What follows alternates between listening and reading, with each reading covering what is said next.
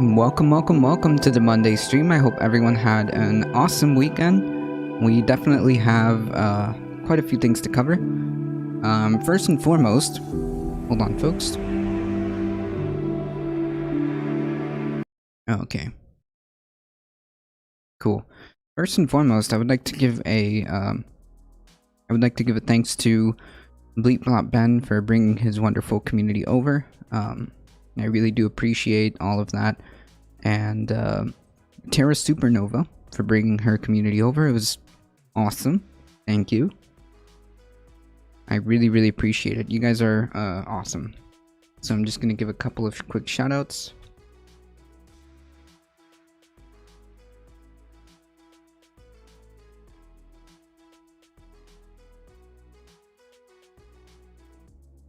Sweet. So please go check out those wonderful folks. Always a pleasure. Always a pleasure. I appreciate you guys. Thank you.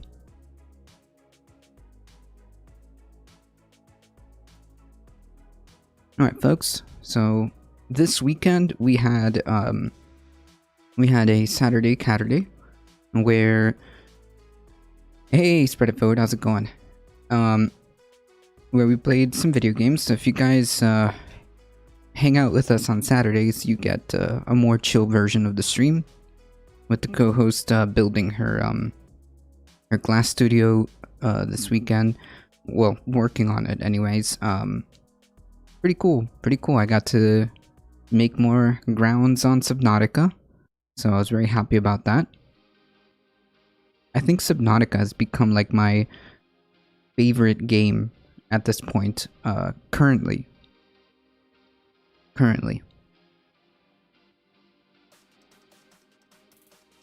Also, we do have a resident kitty cat in the studio, in the room. So hopefully,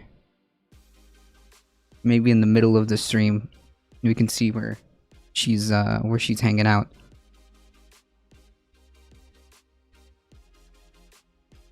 In the meantime, let's get started on some headlines. We've got a few to cover.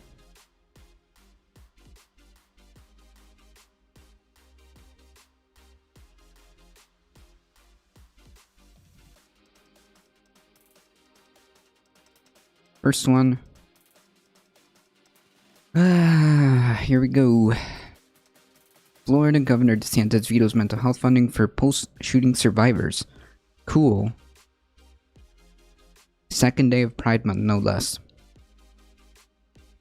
Florida Governor DeSantis made controversial budget cuts on Wednesday. It's like, dude, you just don't like these people. That's what it is.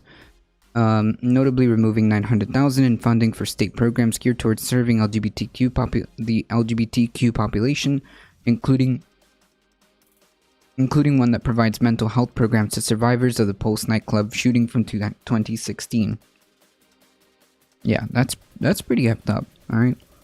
This comes after the second day of Pride Month and upcoming 5th anniversary of the shooting at Pulse, a gay nightclub on June 12th. Wow, like almost a week before, or like a little bit over a week to go in the 5th anniversary. Like, this guy's just like a straight up a-hole. Local outlets report that the budget cuts were made prior to DeSantis' approval of the $100 billion state budget. Among the specific programs that suffered the budget cuts were $150,000 initiative directed at the Orlando United Assistance Center at the LGBT+ Center Orlando. Within that, $150,000 would have gone to mental health and counseling services for those survivors of the Pulse shooting. Other programs include the Zebra Coalition, a youth housing project which was slated to get $750,000 in funding. The coalition aims to convert a part of an unused hotel into housing for LGBTQ youth.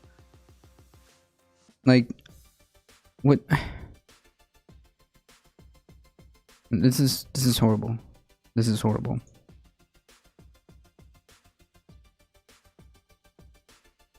Timing matters. What message are LGBTQ people meant to receive from Governor DeSantis other than this is an insult to them?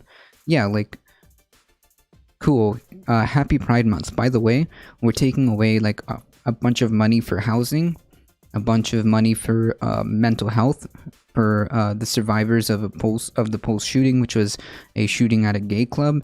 Like, but yeah, happy Pride Month. Go F yourselves. Like, that's literally what he's doing. Jesus Christ, this guy's like a despicable human being. The Orlando community right now is bracing for the 5-year remembrance, and for Governor DeSantis to veto funding for Pulse survivors and families is just cruel. Like, dude. Exactly.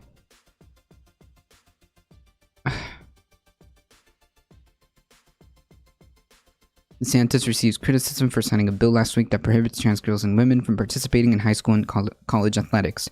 Christina Pushaw, spokesperson for DeSantis, said that the amended state budget does include more than $212 million in community mental health service funding. Okay, but you specifically, without like a good, necessarily like good reason or good alternative, specifically cut the funding for the mental health services for that tragedy that left what, like 50 people dead from the LGBTQ community. And this is what you do. You cut the specific line item that would provide funding for like mental health for the survivors. That's not cool. Governor DeSantis has been a champion on mental health since day one, and he absolutely supports every Floridian who has experienced such a horrific trauma, which has a life impact on survivors. Yeah, so let me show you how much I care about mental health by specifically like screwing a particular community out of specific funds to help them, because they're the ones that underwent that tragedy. I mean, like, I think till this day, the Pulse shooting is like one of the most horrific shootings that we've had here in Florida. And on top of that, it was one of the most horrific shootings against the LGBTQ community in Florida, if not the worst one. Like, what are you talking about? To this end, the new budget ensures that Floridians in need, including LGBTQ Floridians, will continue to have access to vital support and mental health resources they need to survive and thrive. Yeah,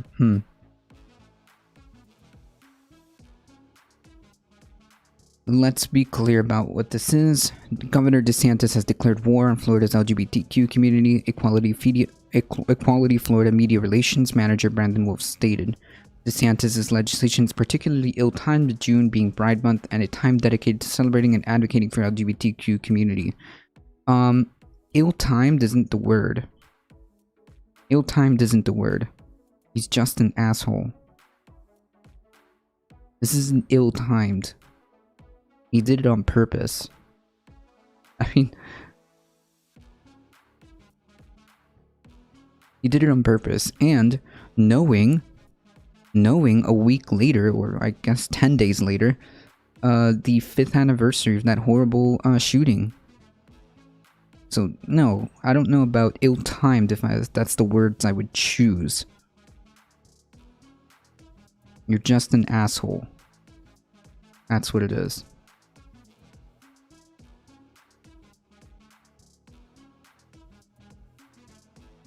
You're just an asshole.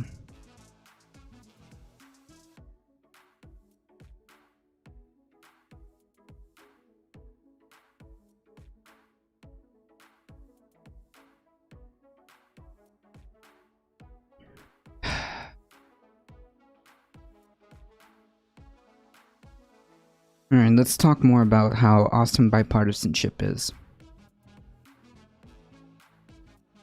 I question why we're even deciding to negotiate with the Republicans.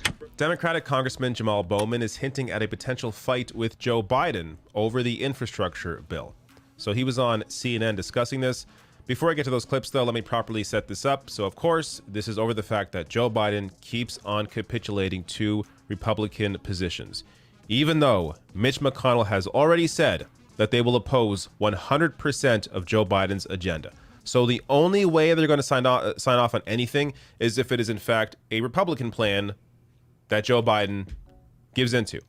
So he's already started the process, as he's now raised the possibility he could take the proposed tax rate increase off the table. So that's the corporate tax rate increase.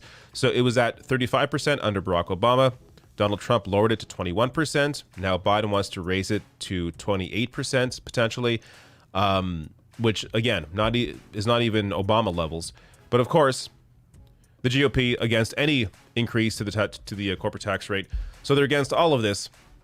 Biden now saying, well, maybe we'll do it, in a separate bill.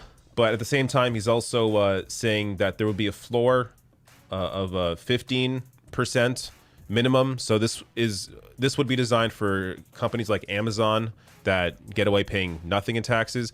But again, still, we're talking numbers that are way too low for where they should be and where they were before. So he's been dealing with Shelley Moore Capito. She's the lead negotiator for the GOP on this infrastructure plan. And the gap is so wide. So Biden still, he's given now into $1 trillion. His initial plan was $2 trillion for the infrastructure plan. Now he's saying the bill needs to include at least $1 trillion in new money. And Republicans are at a max of $250 billion. So there's a massive gap between $1 trillion and $250 billion. Obviously, there is no way to close this gap unless Biden gives completely in to Republicans, which I wouldn't be surprised if he did.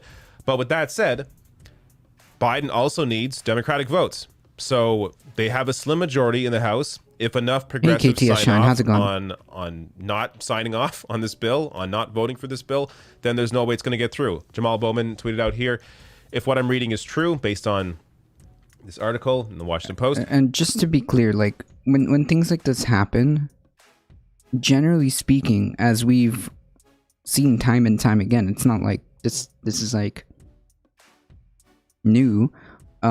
So what generally happens is like the Democratic Party will attempt to negotiate.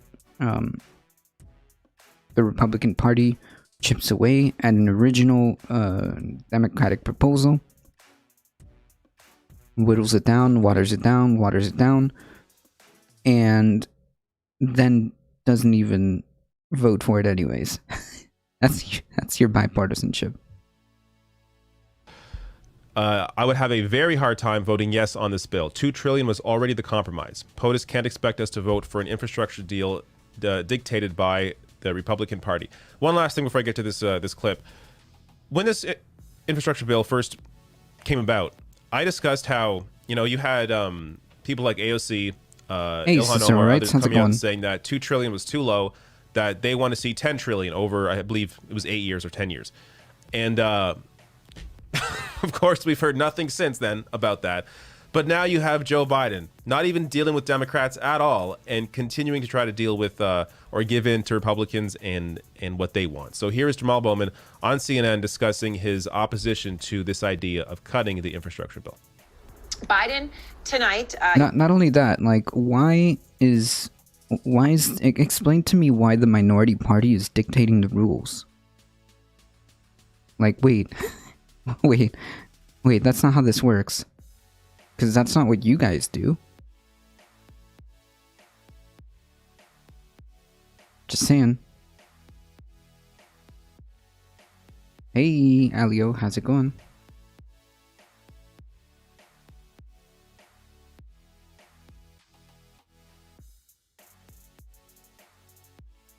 Oh my goodness.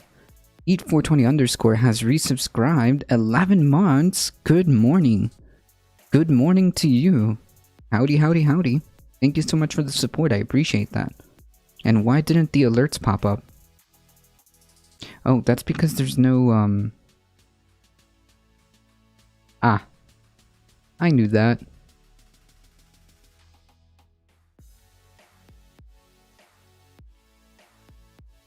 Enjoy the money. Thank you so much for the support. I appreciate it. Thank you.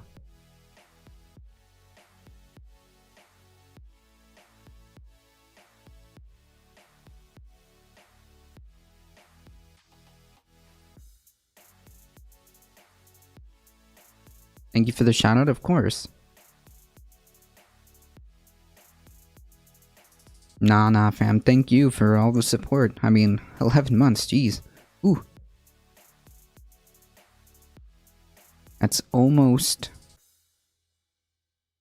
That's almost an entire year. Can you imagine? That's almost an entire year of supporting this channel. I appreciate that.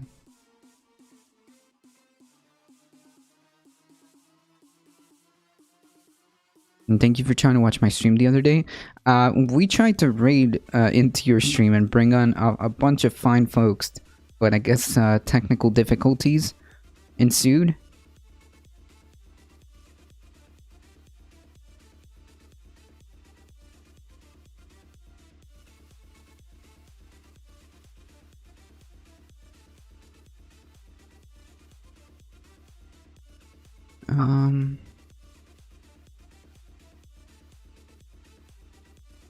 Yes. Farron Cousins once gave a good example. Democrats are like, how about I give you most of what you want and then some of what I want? And then McConnell goes, no, okay, then none of what I want, all of it you want, and I'll buy you a ham sandwich. Well, okay, but you owe me. Like, yeah, exactly. They don't know how to necessarily, they don't necessarily know or want to, I guess, negotiate or attempt to fix whatever fundamental issues that we're having here. I'm not understanding, like, what the problem is here. I turned it off because it was crap. Aw. Well, I'm sure it was fine. Don't sell yourself too short there.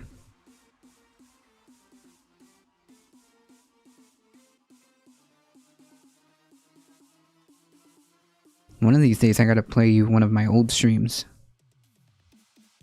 One of these days I gotta play you my old streams. And by old I mean like 2 years, maybe 3 years at most. Buffering and no audio? Oh, rip. You're not a real streamer unless that happens to you, okay? You're not a real streamer unless that happens to you. You know, meets with Senator Capito and says no to her latest offer. But he'd already agreed to cut the price tag nearly in half and to drop that corporate tax increase. Do you think he should go back on those terms? Try to push the price tag back up? So Biden ran on an infrastructure bill that was the content was going to be fired. Thanks. Oh yeah, I'm sure. That's cool. Organized across the country. I can't wait till to make sure we start streaming again. Won the election, specifically in Georgia, in Michigan, and places like Pennsylvania. To go from over $2 trillion to $1.7 trillion should never have been done, and to try to cut it further definitely should not be done. We have 100-year-old infrastructure. We have children getting lead poisoning from drinking out of lead pipes. We have public housing that hasn't received any money from the federal government in over 10 years. And when you speak to climate organizers and... Yeah, sure. I understand and I agree. And I agree. And I agree that, like, we, first of all, like, regardless of what you think, like, our infrastructure needs to be addressed. It's just crumbling. It's just crumbling infrastructure. It's horrible. And second of all, the fact, hey Memo, how's it going? And second of all, like, the fact that, like, it would be like one thing, it would be one thing if you had, like, the other party negotiating in good faith, and maybe, I don't know, you can work with it in that, you negotiate with the other party in good faith. That'd be a different story. That's not what happens, right? That's not what happens. I mean, like, just an example. This, like, the supposed landmark Obamacare bill was negotiated all the way down to,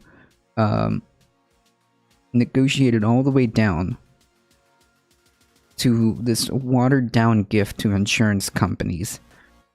And then received no Republican support anyways. So what makes you think that they would want to negotiate in real good faith or want to actually address the issues of infrastructure in good faith? I would do it for the sandwich. Oh yeah, the book to read, The Art of Negotiation. Maybe we should apply The Art of the Deal. Activists and scholars and infrastructure scholars. You know what? That's what it is. That's what the Democratic Party needs to do. They need to read the art of the deal. Number needs to be much higher. This is our New Deal moment. We have just lost over 600,000 people due to COVID in 1 year. We lost that many people in the Civil War over 4 years. What was our response? It was the Homestead Act. It was the Industrial Revolution. We invested in bringing the American economy back. We need to do the same thing now, beginning with the working people in our most marginalized communities. So, okay, so I understand where you stand on this, but the thing about Biden is, even though he said no to the latest GOP proposal tonight, after speaking with the lead Republican negotiator, he is going to speak to Senator Capito again on Monday. So, should he even be doing that? I mean, I understand. This is like a losing strategy. But I can look at it and say, going from 1.7 trillion to 1 trillion, when the other side goes from 250 billion to 300 billion, one side's moving a lot more than the other, and the two sides are still really far apart. So I question why we're even deciding to negotiate with the Republicans. Republicans have not tried to negotiate with us in good faith. Right, that's exactly what I've said. That's exactly what I just said. I didn't even watch this clip. But yeah, like that's exactly what I said. It'd be one thing if, like, you'd had another party like attempting to negotiate in good faith and attempting to like actually address the issue that's being discussed, like infrastructure or healthcare or whatever the issue is. But it never turns out that way. Why? Who knows? Maybe something to I'm speaking rhetorically. Maybe something to ask them about, you know? And second of all, like, what is this idea that the minority party gets to dictate, like, the rules here? That's not how that works, okay? If that doesn't work, when the Republican Party has the majority, that's not how that works at all. I mean, look at the states that are under control of the GOP. Did they have like extensive negotiations with the Democratic Party of the state when they passed these abortion bills? Did they have extensive negotiations when they passed like these voting bills? Did they have like extensive negotiations with the Democratic Party when they like stripped hundreds of thousands of dollars to mental health for the Pulse survivors? Was there any extensive negotiations behind the scenes there? No. Why? Because they're the majority party in those states. They don't care. Okay? Reading Trump's book is worse than Trump's speeches? I don't know, really? I would imagine that reading a book that he didn't write would probably be a little bit more digestible than his actual speeches. Who knows?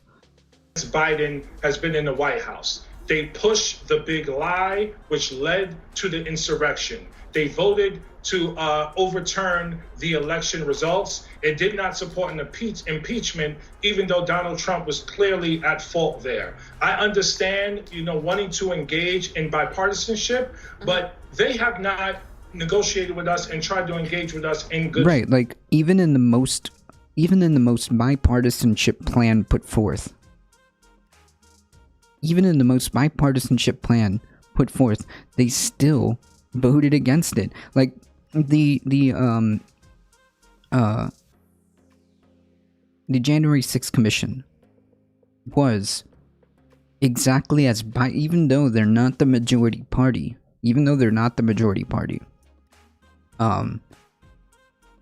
was set out to be in exact perfect bipartisanship, equal power, equal amount of folks, 5 Democrat folks, 5 Republican ones.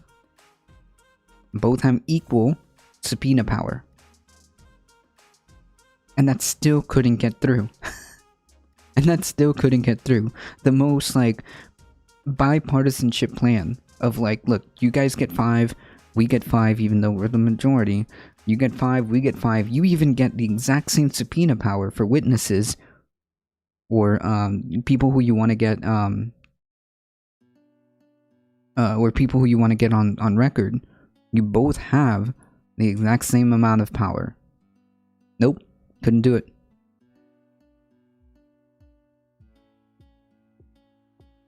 Dems walk the line between looking like the good guys and still placating their corporate overlords. They sick of me, but not as much as the Republicans. Yeah, I mean, like, I don't know.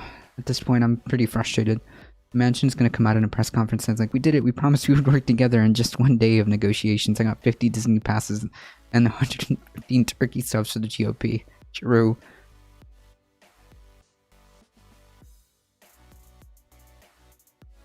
The Trump book actually results in a 5-hour infomercial, but no real end or logical resolutions. Politicians take money from businesses in order... The politicians taking money from business needs to stop. It's so rare in the interest of the people and almost always against best interests of the populace. Just ban it and let the politicians win the heart of the voters with the same media budget allocated by the state. That would be interesting. I would be in favor of curbing... like, undue influence from, like, large corporations.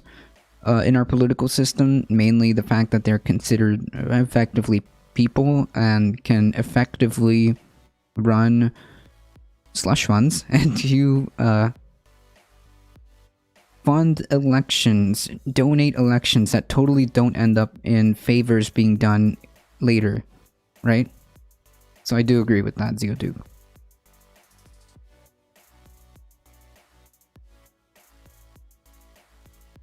Like this is a losing strategy right here. What's happening in front of our eyes is a losing strategy, because like there are still core fundamental problems that need to be addressed, okay? And this ain't it, right? This ain't it. The fact that there's still large income inequality that needs to be addressed, not a peep. As this year gets to an end, we need to be thinking about what type of groundwork, I should say, we want to lay out for climate change. That's not happening.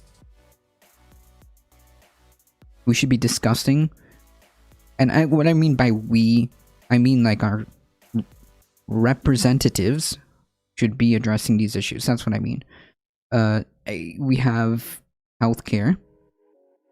Coming out of a global pandemic, I think healthcare should be a issue that needs to be talked about in Congress. What are we going to do about that?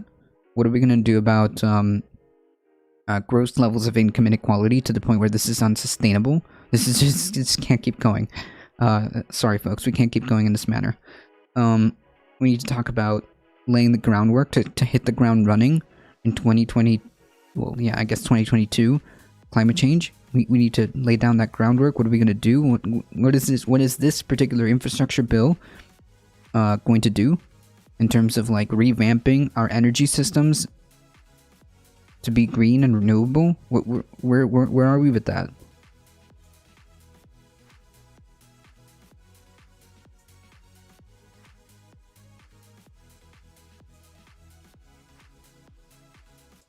This is unbelievably, like, and this is a losing strategy because, like, you know that nothing of this is going to get done. not a single thing of any of this is going to get done. And the Democratic Party is just going to be swept in the midterms. And then we're just stuck, dead in the water. Nothing gets done. Then the Democratic Party will lose the presidential election. And now we're stuck with a Republican president, House, and Senate, and we start to go backwards. Any centimeter that we gained, gone. In fact, we're going backwards. Faith since this session has begun. We can use reconciliation to get this done. We have enough Democratic votes, and we need to do so because the American people. And I would also say, like, the Republican Party has no problems using every tool at its disposal to pass its agenda. That's what it's there for. That's why they were elected, supposedly. Like, in their eyes, right? In their eyes. That's why they are there. To pass that agenda. And they use every single tool at their disposal. Okay? When they're the minority party, they play defense. And they obstruct, use every tool under the sun, filibuster, whatever it is, the walk, like anything that like is at their disposal, they will use to obstruct. When they're in power, everything and anything they can do to move forward their agenda, they do, and they do it with extreme efficacy. Well, I would say particularly Mitch McConnell does it with extreme efficacy. I mean, how many, where have you seen that amount of judges just being approved, like with one after the other, hundreds of them, hundreds of federal judges just rammed through when they were the majority party. They had absolutely no problems enacting their agenda in a very effective way. So, wait, Jesus Christ. Like, please do something, anything, please. Like, imagine how the voters are gonna feel after voters did a monumental effort. I mean, like, campaign staff and voters did a monumental effort to pick up both seats in Georgia. That was huge.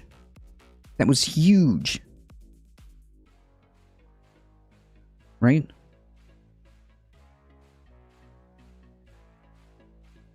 Imagine how like PO'd people are gonna be when all of this effort was done to get you dummies in power, only to do like nothing, next to nothing. I mean, sure, I'm not gonna deny the bits and pieces that are good. I'm not gonna deny the like that it's slightly better, that the outcomes are slightly better, in terms of like the alternative would be like another Trump presidency. But I mean, really, we need some palpable results. And if the people don't feel like the Democratic Party is working for them, they're gonna get swept. That's plain and simple. It's gonna make people check out. It's gonna disillusion people because, well, why would I care about this party after I spent so much time trying to get them elected or whatever? I'm just putting myself in the mindset of, like, for example, the people of Georgia, or the people who like really pushed and campaigned hard for Joe Biden. All of these people were diehard like campaign people, voters. I mean, how are they gonna feel? They're gonna completely check out. And all that advantage, all that turnout, is gonna go away. It might even be negative in the next in the midterms, because, like, well, we did all this for naught. Effectively, we did all this for naught.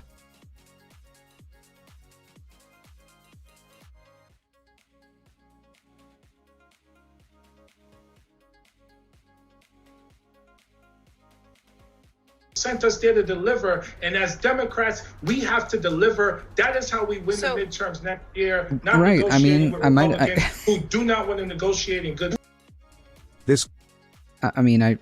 I probably should have just let the video play.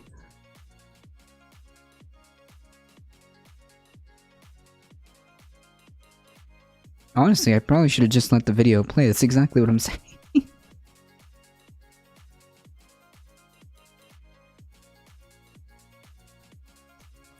All right, I have one more clip coming up on Joe Manchin on that same in that same interview.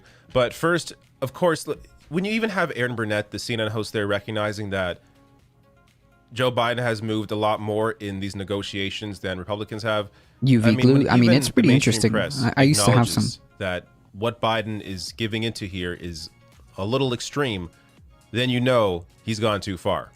So you have here Jamal Bowman not saying in this discussion that he would vote against it, but he should be saying that in these interviews as well as, of course, he just said it on Twitter.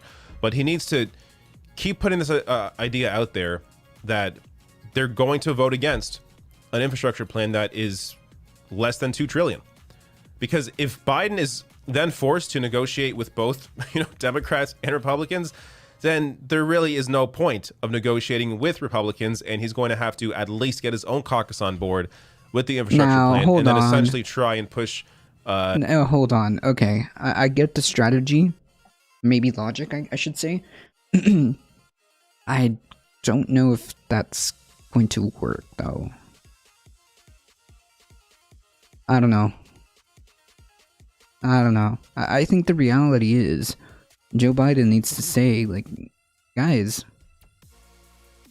cinema, mansion, the F. I think that's what really needs to happen. Like, the pressure needs to be on those two. I don't know if, like, creating another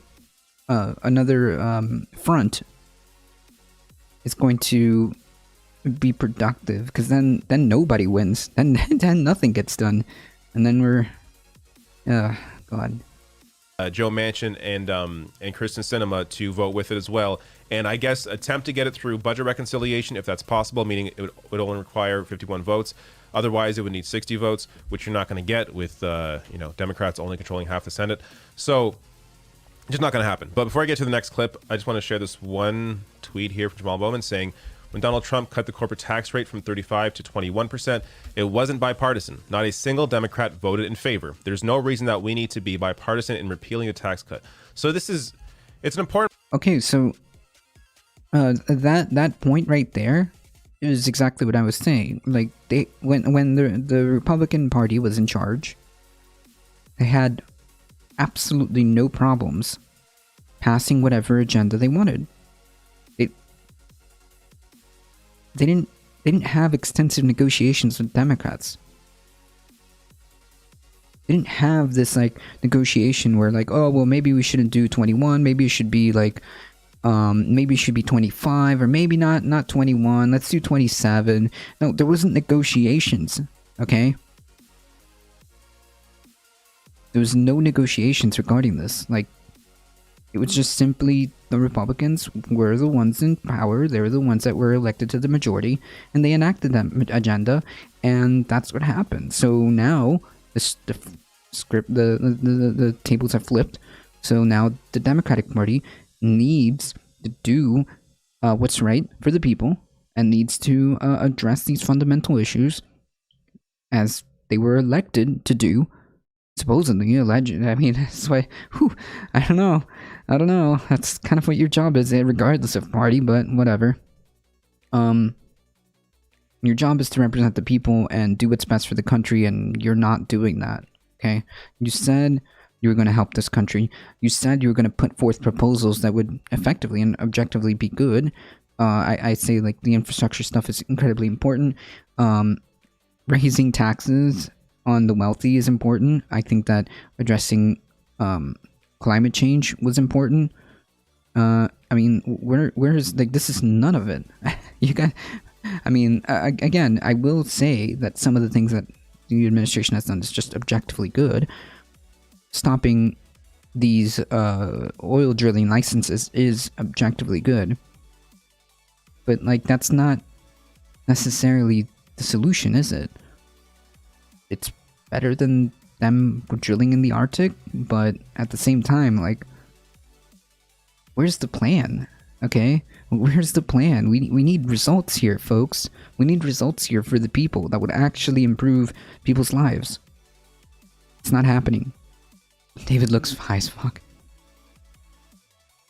It's not happening, folks. Important point to make, but it should be obvious to anyone paying attention. Of course, Republicans have no interest at all in bipartisanship when they're in power. But all of a sudden, Democrats are in power, and they cry and cry and cry that Joe Biden isn't working hard enough to get the GOP on board with them.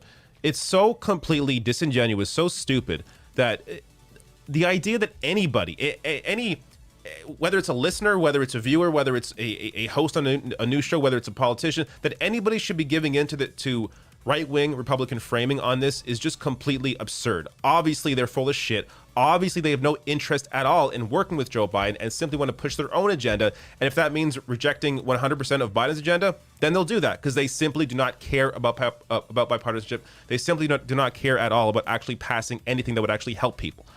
Last clip here with Jamal Bowman on this interview. Okay, so I understand your point on Republicans, but a big part of why Biden is in this position is because of Democrats, right? Senator Joe Manchin Senator Kirsten Sinema. Manchin has been insistent on bipartisanship. He just spoke to our own Manu Raju. Yeah, like, I mean, look. Again, I'm not gonna knock the idea of attempting to, like, bridge, especially in this, like, polarized, like, times. I'm not gonna knock the idea of, like, attempting to bridge gaps here, but, like, they're not trying to do this, okay? They're not trying to negotiate with you in good faith. What they're doing is they're watering down your plans to the point where they're nothing, or to the point where sometimes they may even be worse, and still not vote for it anyways. This isn't good faith. These aren't good faith efforts, okay? These aren't good faith efforts. It'd be one thing if, like, they really, really attempted to do, like, bipartisanship. And, like, not even, like, I'm not even gonna knock the idea, but, like, the reality is it's not working.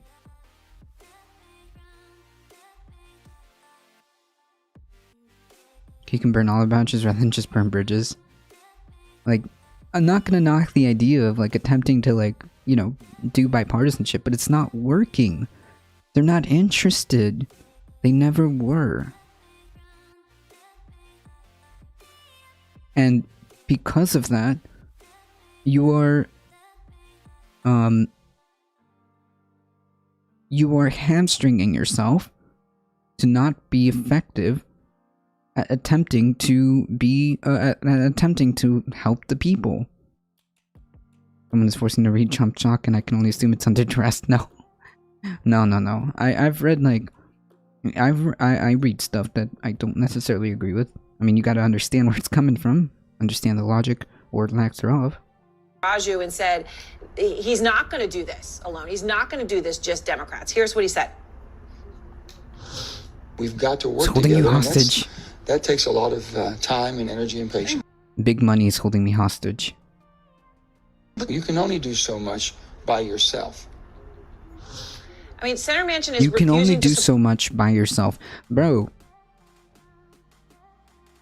Oh my god.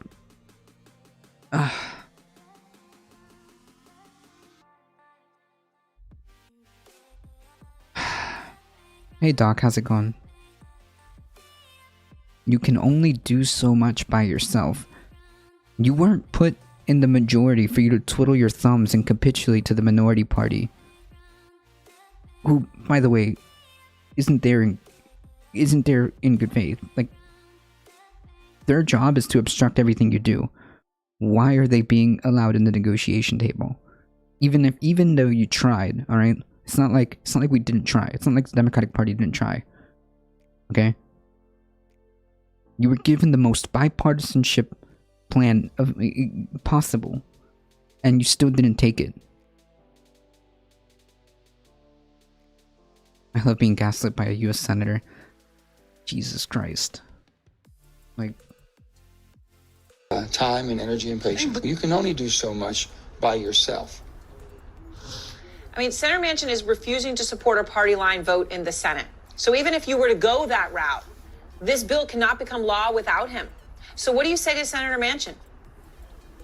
Senator Manchin has to realize, yes, he represents West Virginia, but he represents the American people. And the policies that progressives are pushing for are policies that are popular with the American people. Like when people say, like, the Senate is broken, this is exactly what they mean. Everyone is a saboteur looking to exact a pet project payoff, not just to throw a spanner in the works and breaking majority. So, yeah, I don't know. This is, like, beyond, like, ridiculous at this point. This is beyond ridiculous at this point because, first of all, the problems that this country has are still there. Okay?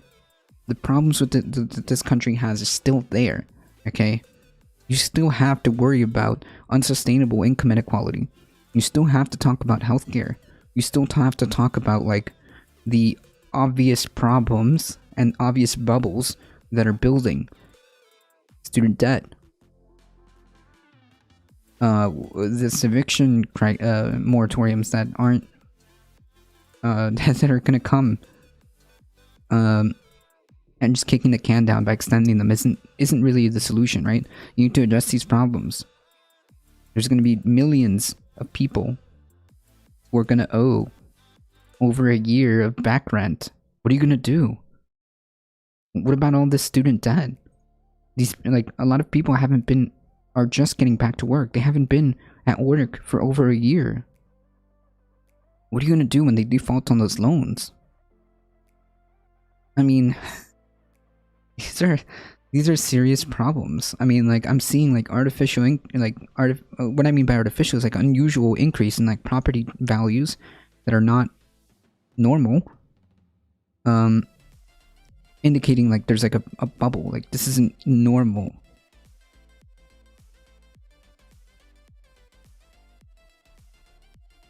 The stock market is rising at a unusual. It's unusually at a high. Meanwhile, the actual conditions on the ground reflect another economy, right? So, I don't know. This isn't looking good. You need to address these problems fundamentally.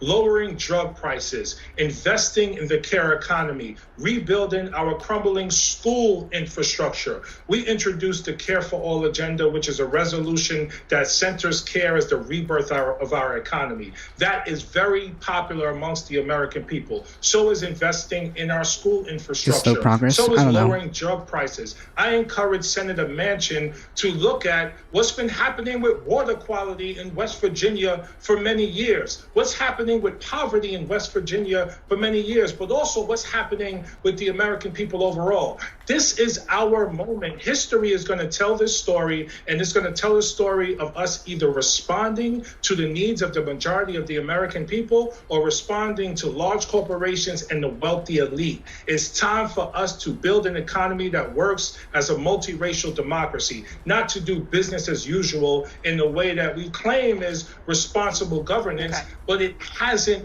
met the mark of those who are marginalized, which is the majority of the American. Hey everyone, so I have been seeing progressive officials people. All right, so there really isn't much else to say here about, Joe Manchin. Obviously, the guy is a conservative in Democrat clothing, as are, to be fair, a lot of Democrats. But he's a guy who essentially is a Republican and is, ringing the bell over bipartisanship when he knows he's not stupid. Joe Manchin knows that Republicans have no interest ever in bipartisanship. Joe Manchin is simply using this as a cover for him to be pro-corporate.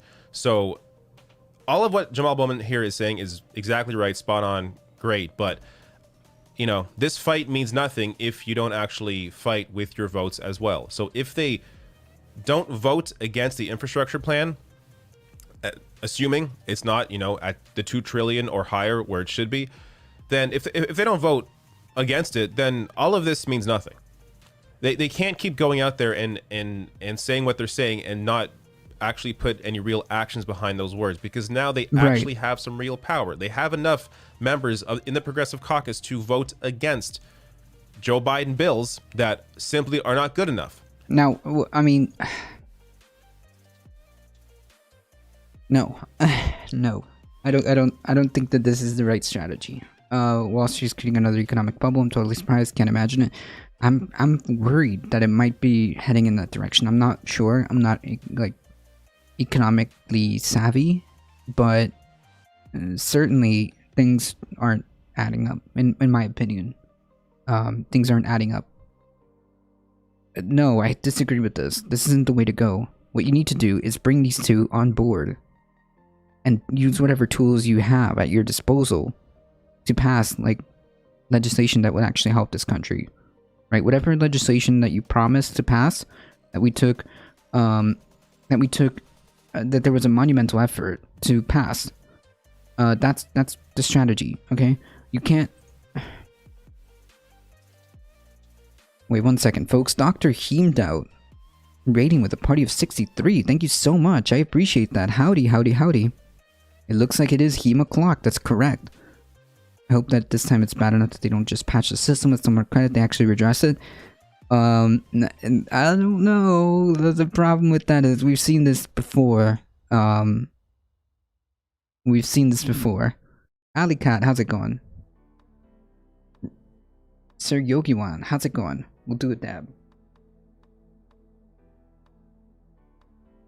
We've seen these markers in history before, right? Large economic strife, people feeling like no answers are coming, a potential bubble being built, artificial bubble. I mean, we've seen this playbook before. Thank you for the follow, Sir Yogiwan. And I will say this, I completely disagree with this idea that all of a sudden, like, the solution is going to have, like, it's going to be, like, the progressive caucus or the progressive, like, quote-unquote squad be the ones to, like, hold up, like, things in the name of, like, disrupting that. I don't think that will give them the results that they want, right? Because then what? Then, like, okay, so we're just stuck here. You're doing the job for the Republicans. You're doing their job for them. So, I don't know. I think that's a losing strategy. I think what needs to happen is they need to sit those two down. Cinema and Manchin. They need to sit those two down and be like, look, what's up? What's going on here? Like, we've got promises to deliver, supposedly. This is how we got here. What little slim majority we have was on the backs of, like, real, like, change. Was on the back of supposed addressing of, like, real problems. Infrastructure, healthcare.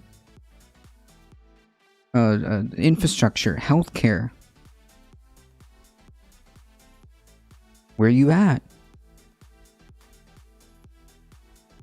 They really need, the solution here is they need to get those two to play ball. And if they can't, and if they're the ones that are going to be the obstructionist, and what's going to end up is just simply the Republican Party is just going to sweep them in 2022, and that's the end of that story. Easy. Easy. By the way, use their power the same way that Joe... And by the way, folks, for all of you guys, for all of you Hemers out there that are hanging out today, thank you. First of all, thank you so much, Dr. Heemdout, for bringing your wonderful community. I appreciate that. Everybody who doesn't follow Dr. Heemed, please follow. As I understand it, they are the fastest growing beard on Twitch. So I highly recommend you guys follow them. They do AM streams before I do. So yeah, check them out. Check them out, please. And second of all, thank you for bringing your wonderful community over. If you guys don't know who we are, I am A Difficult Truth. We do news and politics Monday through Thursday, 9 a.m. to 11 a.m. Eastern Time. And we also do Saturday Catterdays, where we hang out with the co-host, and we just play video games, just chat, just have a good time. Depending, sometimes it might be IRL streams, sometimes we'll play video games, just whatever's in the mood for Saturdays. But as part of Saturday Catterday, there is a guaranteed promise of kitty cats on stream. Okay, that's a guaranteed promise on Saturday Catterday. Biden wasn't appointed to the DNC to solve problems or fix infrastructure. He was appointed to maintain the status quo. Yes, but he ran on the supposed platform that he was going to attempt to build back better, right? That was his slogan. Build back better, right? The idea behind it is, well, one of the key things was infrastructure, was education, supposedly. I mean, but the only way that's going to happen is if those two play ball. So I don't know if, like, necessarily the quote-unquote squad voting against, like, bills and like, I don't know. I think maybe the squad would best, in terms of like efficacy of like political efficacy, I think they're the ones who should be doing like public PR, or like, you know, like go on CNN like Bowman is, and pointing out like the fundamental flaws of what's happening here. I think that they're in terms of like what they can do best is to bring awareness to how like effed up this is, right? Essentially like brew up a storm and just like go on a PR like move to attempt to like bring awareness to how broken some of these things are. I think that is where they're good. That's where their power is. It's all gaslighting, yeah. Joe Manchin and Kyrsten Sinema use their power, and Republicans use their power. These progressives in the House can use their power as a voting bloc to vote against a conservative, bipartisan bill.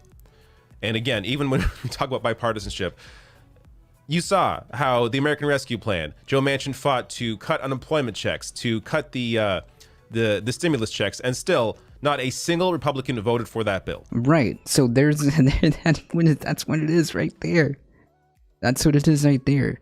They negotiated down and continued to negotiate down and down and down and down, and then they still didn't vote with them anyways. It had to be done through budget reconciliation. I mean, you gave them a bunch of concessions to not even have not a one.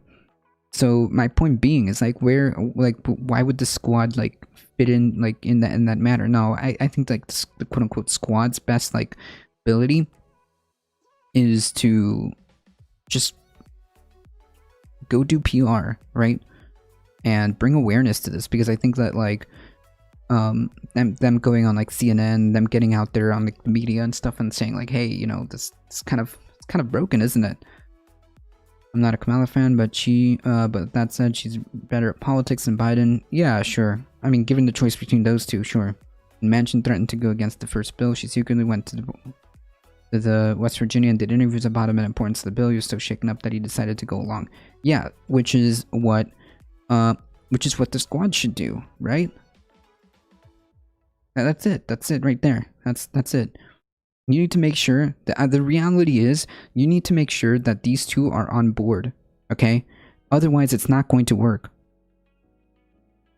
I'm not sure if like acting as like a third obstructionist, because like or a second obstructionist is going to make Joe Manchin cave. Why would you voting against a bill that he doesn't support anyways be the strategy here? So Democrats negotiated against themselves, got less for the American people, and still not a single Republican vote. Right. So all this bipartisanship is just complete bullshit. They didn't even vote to investigate the insurrection. It's all complete crap.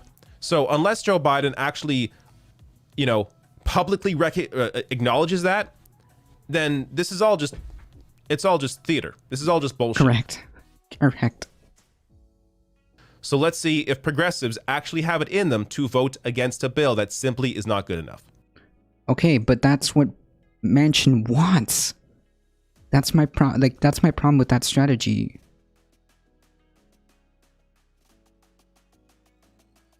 I wasn't saying that it has better politics, but she's better at politics. Yeah. I mean, still, like, well, I mean, I don't know. I would argue, like, even between the both of them, even like, according to the records, Kamala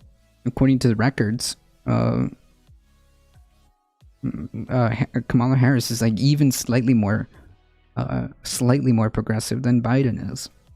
So yeah, I mean, progressive in the U.S. government, all 5 of them. I don't know exactly how many of them there are, but like my point is, it's not gonna work. Okay, my point is that's not no, because like Joe Manchin doesn't want this anyways. Why would you give it to him? Then he doesn't even have to do anything, right? He doesn't have to even feign. He just has to be like, oh, they're gonna vote against it anyways. Oh, cool. I'm clean. I wash my hands right there. The progressive caucus just did the job for me. No. What you need to do is build pressure, build a fire under Manchin and Sinema. You need to get those two on board. Like, I mean, I respect David Dole. but I hard disagree on that one. Hard disagree.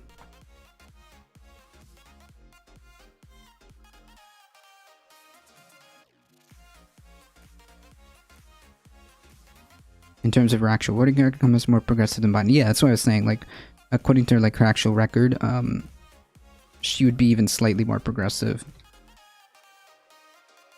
So I would choose, I don't know. Depends. How's it going, sourcing? So yeah, here's your bipartisanship. Said he'll vote against Democratic elections bill, defends stance on filibuster. West Virginia Senator Joe Manchin, who holds the key Democratic vote in the evenly divided Senate, said he will oppose a sweeping election and campaign finance reform bill, instead encourage his colleagues to pass voting rights legislation that can garner bipartisan backing. You're not going to get it. Okay? Like, this guy is like completely disconnected from reality. Or just simply doesn't want to do anything. I don't know. Your choice. Your choice.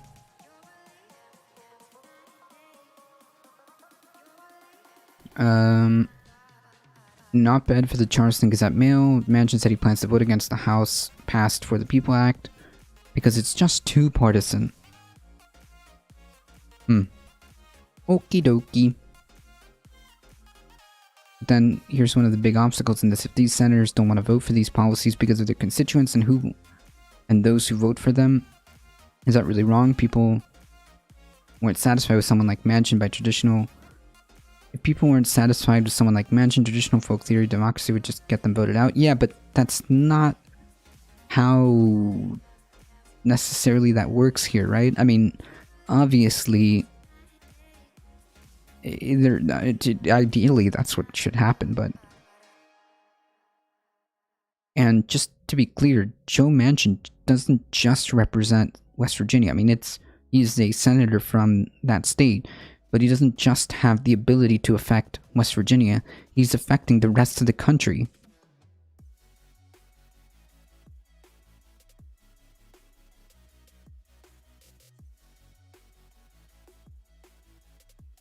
That's right, sourcing.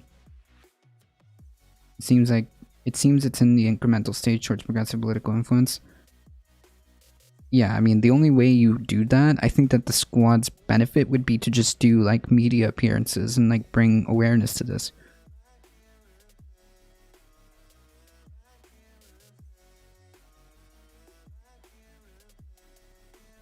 But, like, even then, James Napper, even then, his objection isn't even, like, necessarily, like, oh, this isn't good for West Virginia. Oh, this isn't good for the people of West Virginia. His objection isn't that his objection is that it isn't bipartisanship. It isn't bipartisan enough. That's his objection. Well, that's what he's hiding behind, right? Even then, it would be like a different story if he's like, well, I don't know if the people of West Virginia didn't elect me to actually support any of these, like, okay, it would be a different story. But that's not what he's saying. He's never said that, to my knowledge.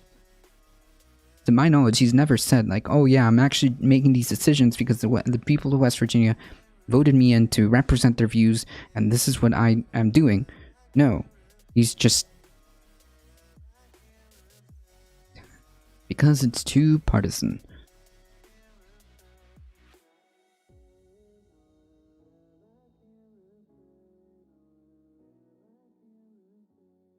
Instead, in an interview with Face the Nation, the West Virginia Democrat said he believes Republicans will work with Democratic counterparts to craft a voting rights bill that can pass the upper chamber with support from both parties.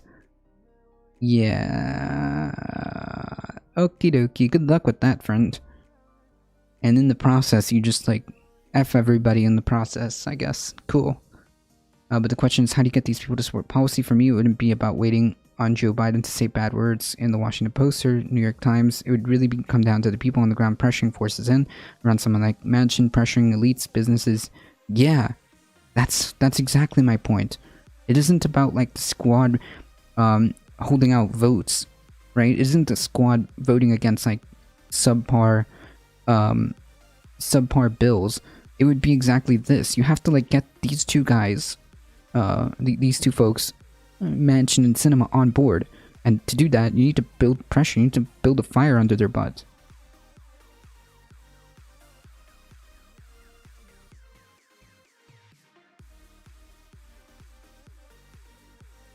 That I agree with James Napper. I mean, because like at the end of the day, it's on them, all right?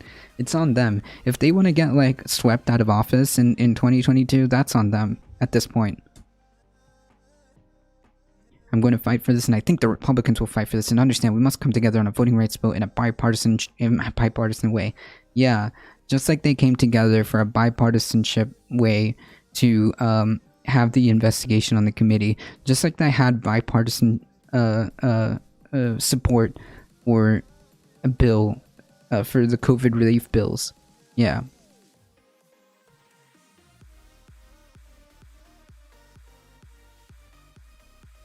You can't divide our country further by thinking that you're given leeway to one or the other, and if they think, well, if like the polarization of this country is your worry,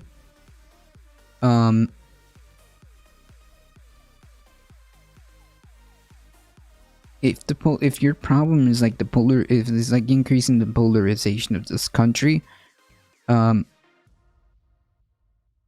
you must be the one to first of all,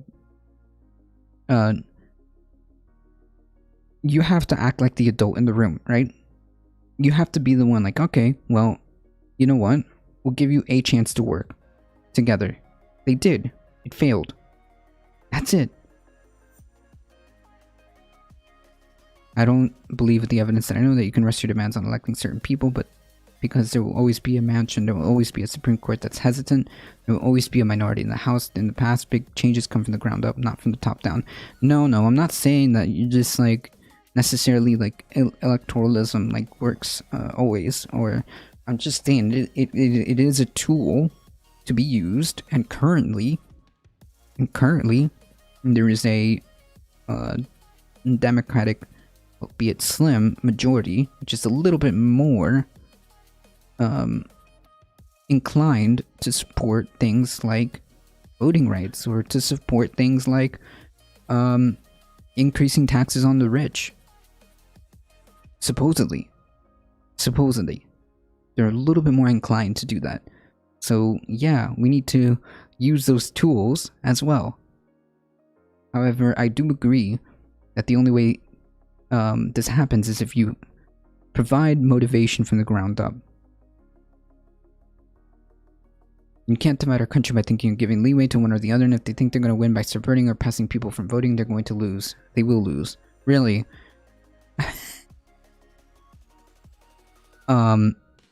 You're playing a losing game here, Mr. Manchin. You're playing a losing game. They don't care.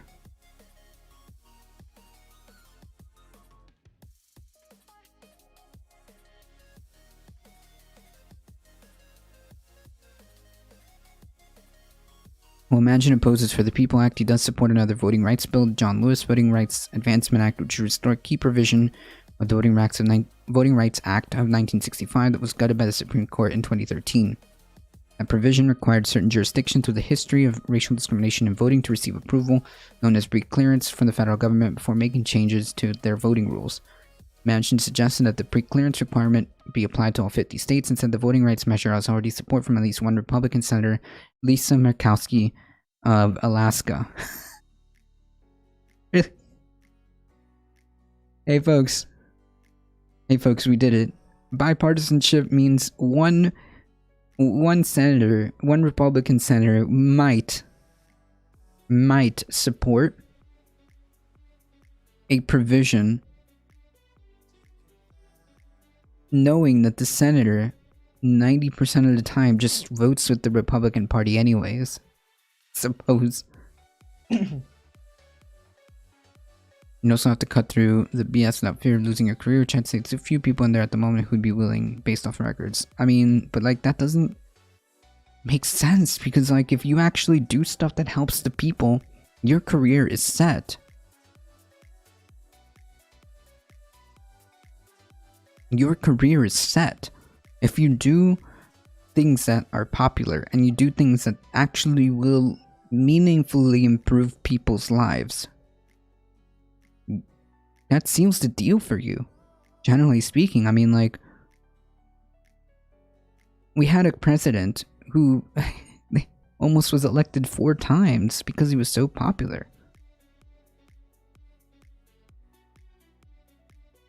Admittedly, the best way to hack anything is initiatives and referendums. That is another thing that you can do. That's another tool.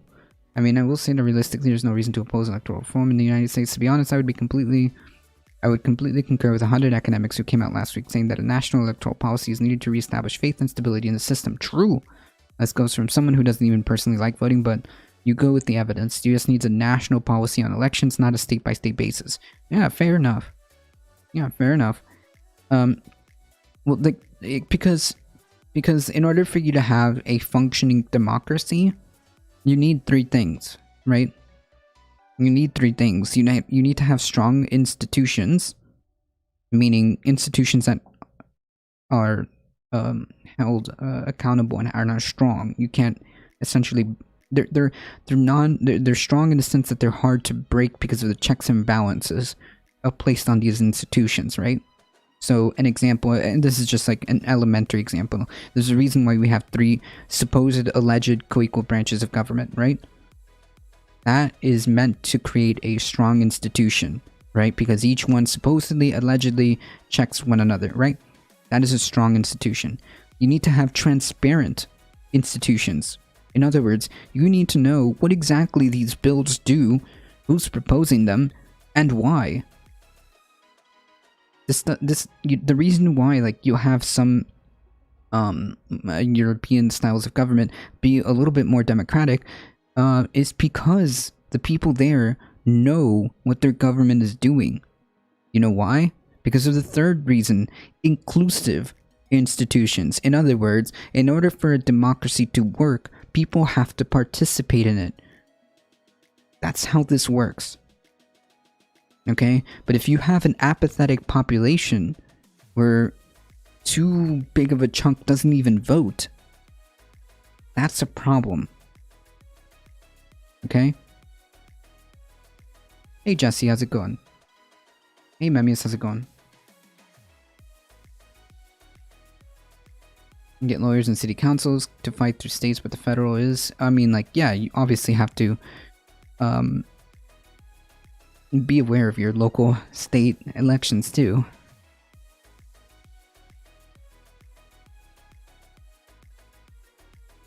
Yeah, so my point is, this is beyond the pale at this point. Like, the bipartisanship that he's fighting so hard for, that he alleges that he's gonna fight for this, is a total of 1 senator, maybe. Maybe.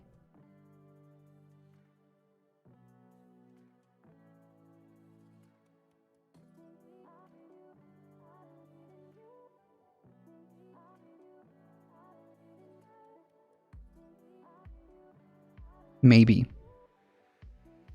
The fundamental purpose of our democracy is the freedom of our elections. If we can't agree on that, then God help us. Okay, but buddy, your job isn't to make things agreeable.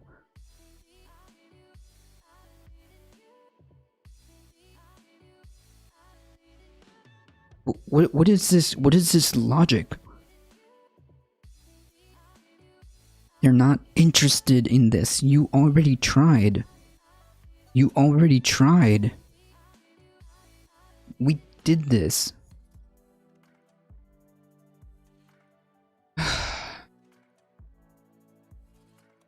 There's also a problem where none of your concerns as an average voter or work needs to be addressed, but any issue of concern to the wealthiest is always addressed in their favor.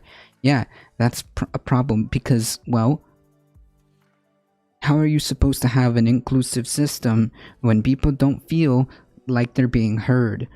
It creates apathy. A final point you made is something I've been thinking about recently, pondering if democratic systems spawn from the status of a society, or do they determine the society? I would lean towards, yeah, well, like, the thing with democratic systems, I think that I think society makes them. I think society can make them. So, in other words, like, even like, society made got together and society got together and determined that a democracy was the best way to go in, like, for example, I don't know, Greece. Society got together and determined that, you know what, maybe parliamentary systems are good, and created the parliamentary system in, like, England or something like that, just to give you, like, small examples. Like, they got together and they decided, like, hey, you know what, maybe democracy or more democratic systems are good. They didn't just spawn.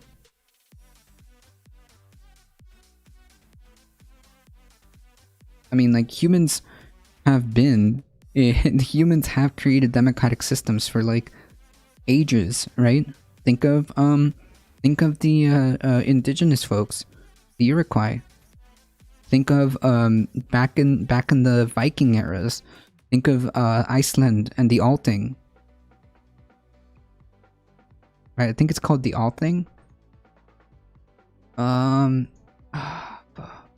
You see the Althing.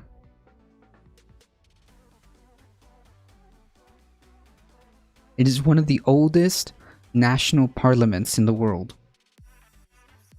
So, yeah, humans have done democracy because it's better. It turns out that in order for you to have a society, a collective group of people working together and making decisions and being as one, as a society, culture, whatever, yeah, democracy turns out is always superior in every sense.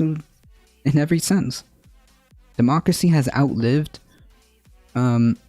Democracy always outlives any type of autocratic or authoritarian regimes, always.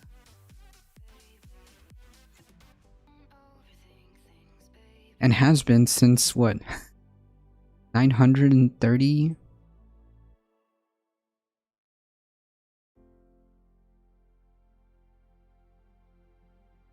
Yeah, certainly the unequal voice is something that's been highlighted as a problem for some time. We don't have a lot of data before the 60s. We can estimate that voices were heard a little more evenly than they were after the 60s when they started to scissor apart. Now the voice of the lowest economic group is not just heard at all, it's just not heard at all in the Senate at all. I have a whole shelf on my bookcase specifically on this one topic, and they all roughly say the same thing. Yeah, that's a problem. That's a problem with democracy. That's a problem with this system right now, currently. It is sliding away from democracy. It is sliding away from democracy. It's undemocratic when you have just certain interests being heard and not, like, the actual will of the people being done, right? That's not democratic at all. There's fundamental problems here that are creating a feedback loop to more problems, right?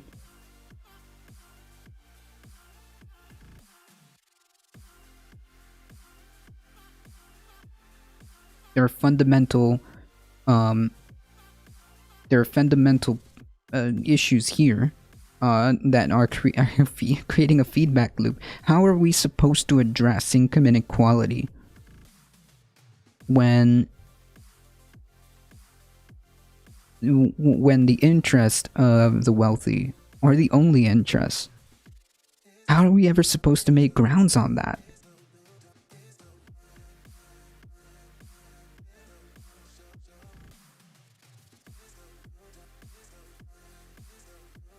It clearly shows the cracks of this current iteration of our system.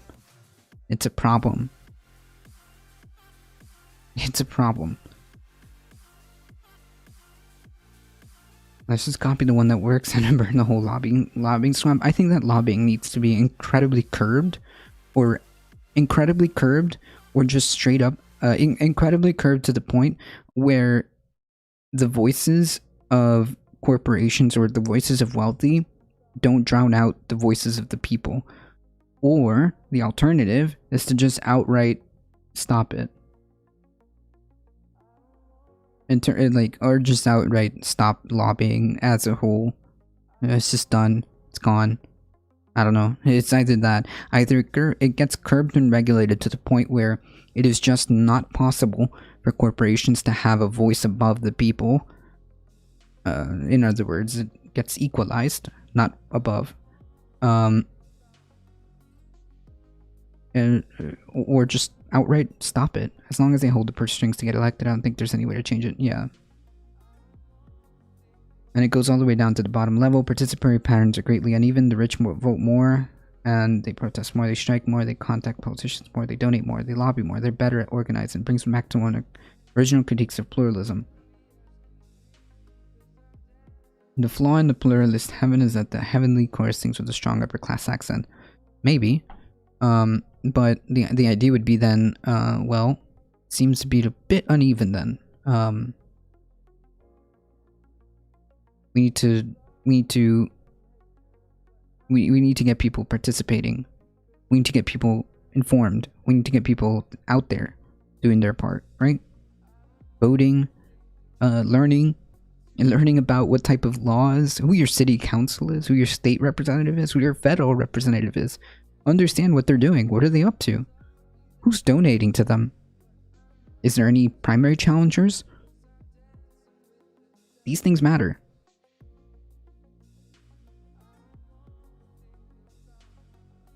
Correct, Zeoduke. More money equals more say needs to be recognized as broken and stopped. Yeah, I agree. I agree. You're not going to get pushback from me.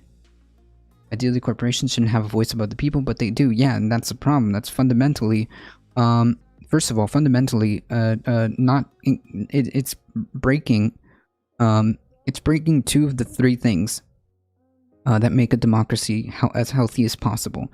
It's breaking the strength of institutions, because then they are corrupted, right? That's a problem. And they're breaking inclusivity because, well, they are taking up all the air. That's what it is.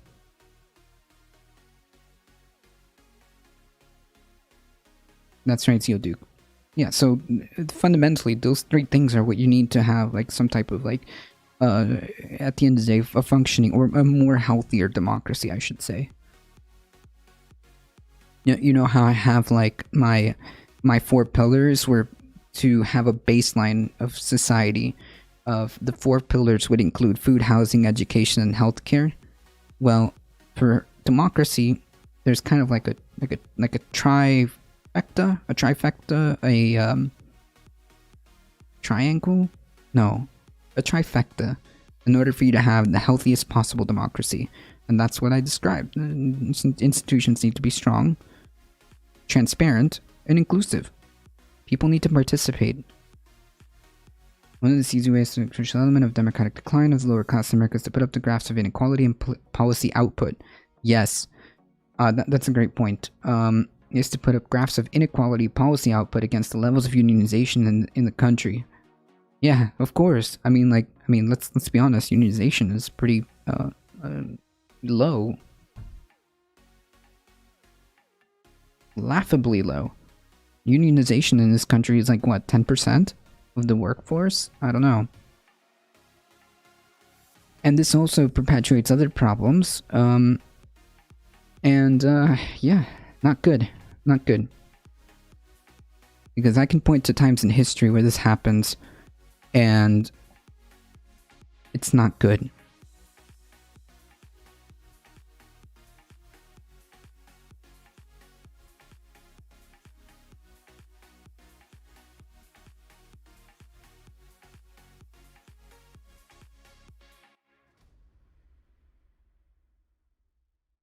I can point to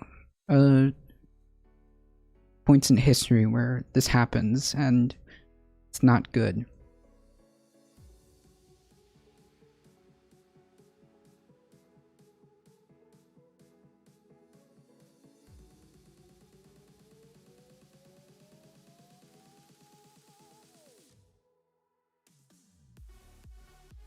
They're alarmingly parallel, and we tend to be wary of assuming causation purely through correlation, but it's quite striking. Yeah, I mean, like, heck, folks, has anybody here taken a look, like, at the not history, but like the events of like the Weimar years? Does anybody kind of like has a little bit of recollection in history class of like more or less what happened in the Weimar years, and start to kind of like be like, wait a minute.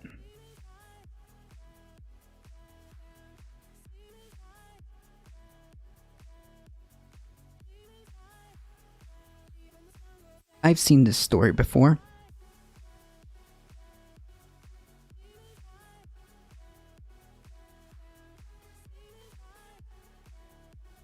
I've seen this story before.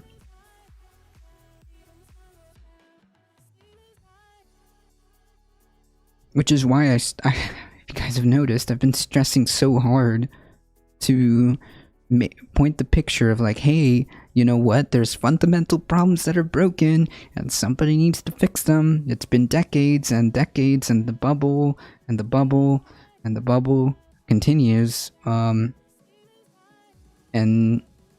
nobody seems to be interested in fixing this. Oh, I doubt it.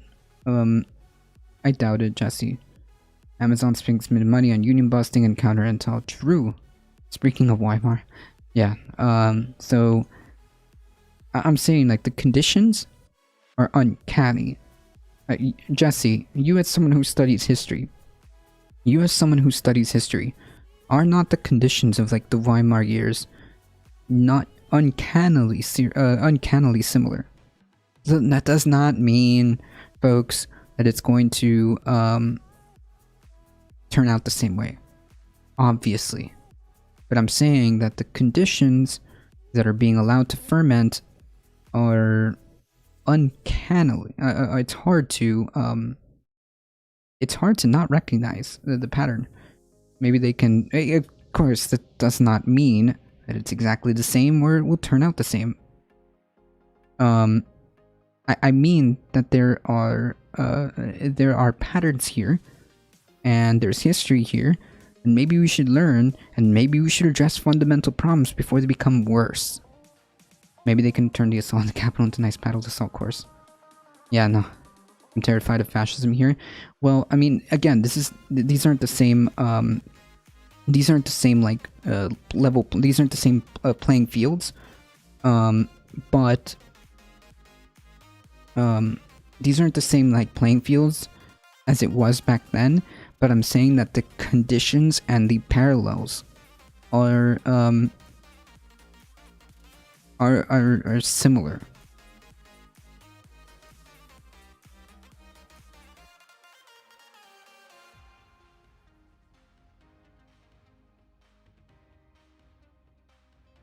It doesn't mean that, but nothing changing except the Q heads are still angry now.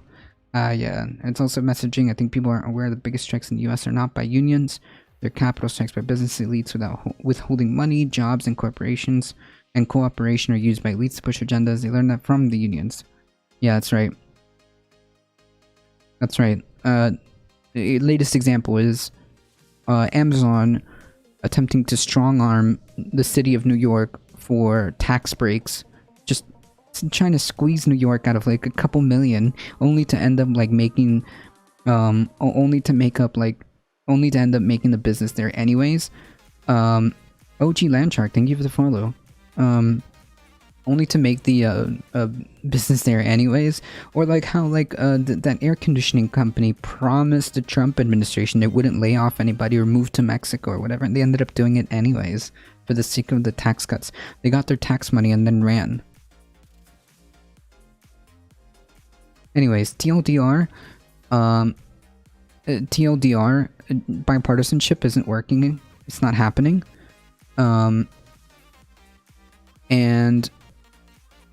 fundamental problems need to be addressed. Otherwise, we're looking at some scary times.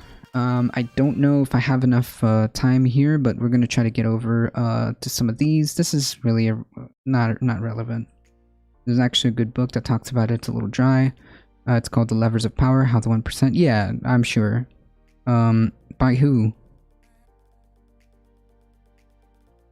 So I'll go over this really quickly before we... Graf said they wouldn't lay off any cardboard workers in the UK when they bought it last week. That lasted about a week. Yeah, like, the idea that, like, they just want the corporations just, like, finagle whatever pennies they can, or I guess pounds, in the UK, what they can, and then they skip town or do what they wanted to do anyways, and it doesn't matter. Alright folks, I'm gonna take a quick break. They wrote it for Verso, so it's on their website. Oh, goody. Levers of Power. I'm gonna put this here.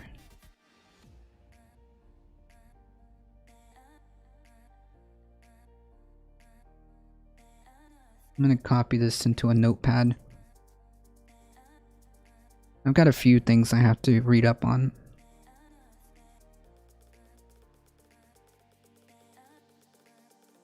What? Copy, come on. Ah, here we are. Perfect. Alright, so I'm gonna save that title for later. I got a few books to read, that's for sure.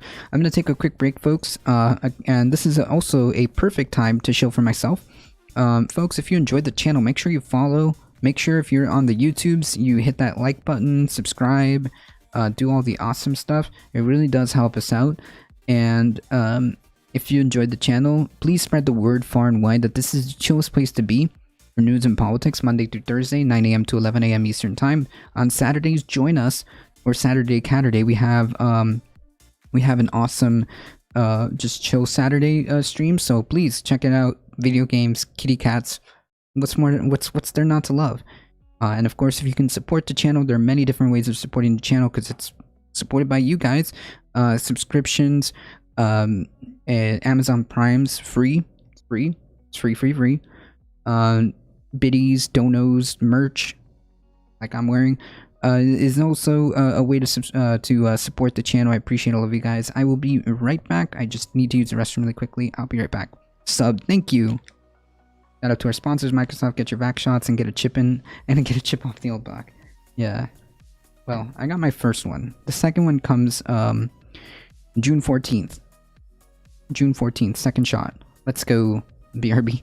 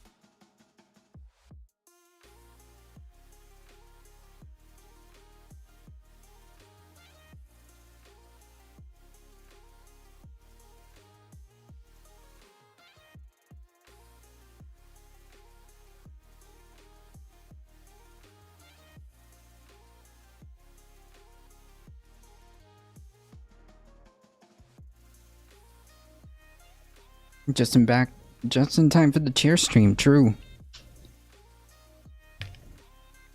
I hope they start breaking Apple and Alphabet. How are those still allowed to persist by any chance? Competition regulator, I've got no idea. Yeah, because it's not. They've like, the reality is we have antitrust legislation for a reason, but it's just not used.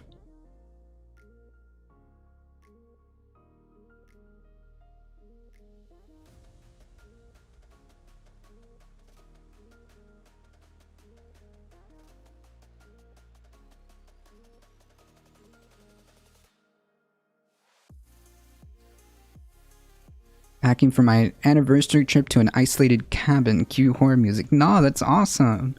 What? Congratulations. Congratulations.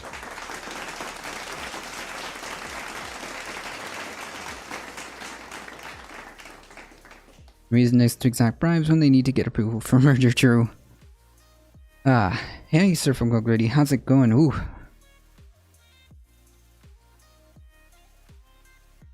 How about everybody?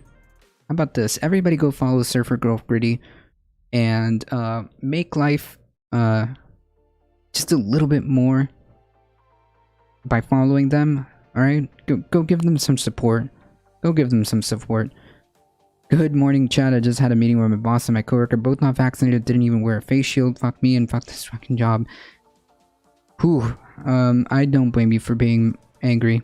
So, that being said, please go give them a follow.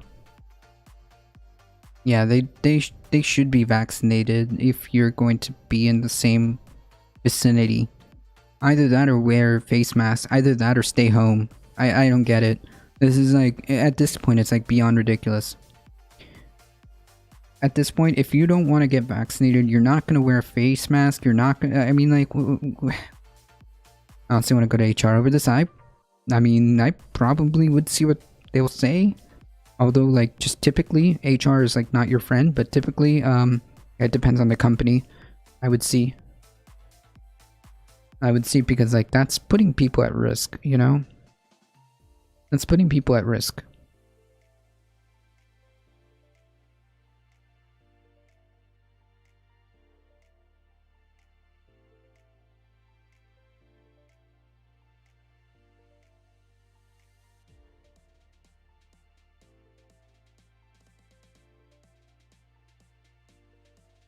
Right, it's selfish.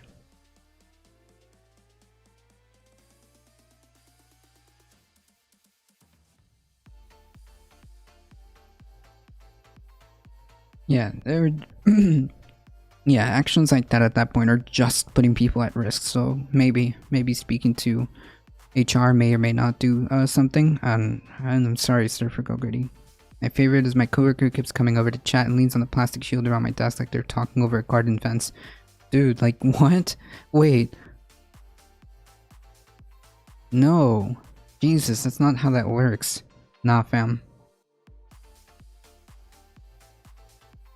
I just can't wait to get the second vaccine and be done with it, you know?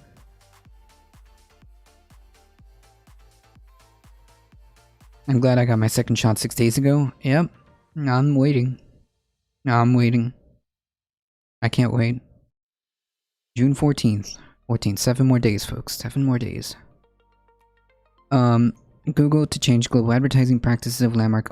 So before I get into this, the TLDR is the situation here is worrying me in terms of like the government, the Biden administration, Joe Manchin, and Cinema we can't get like we can't coalesce to produce actual palpable results.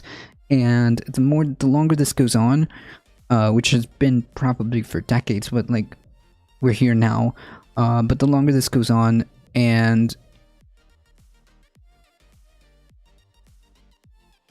people are going to effectively, if nothing gets fixed and this continues down the path that it is, and nothing gets fixed, everybody feels like they're getting screwed. They're going to turn to somebody who's going to fix it.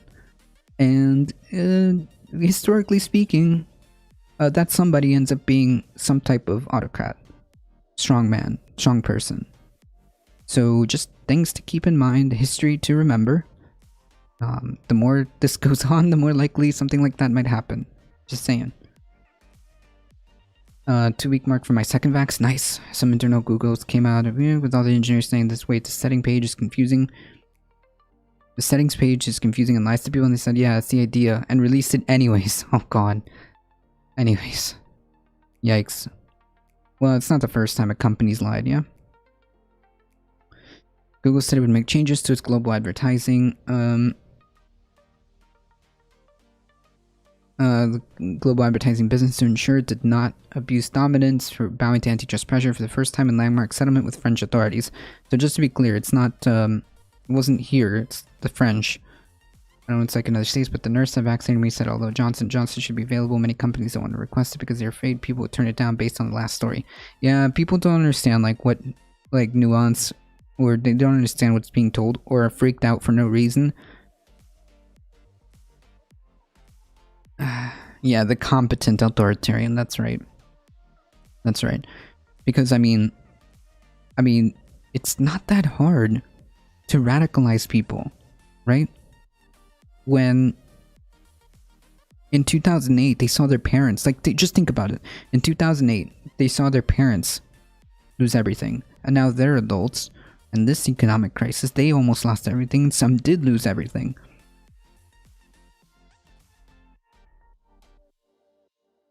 Where is the representatives? Where's the government help? They'll turn to somebody who will claim to correct things that are wrong, and you can take that as you will. Yeah. So history teaches us we should probably pay attention. Government should be aware and should fix these problems now. This is not the time for Manchin and Sinema to sit here and twiddle their thumbs for the sake of bipartisanship that doesn't exist. And rant.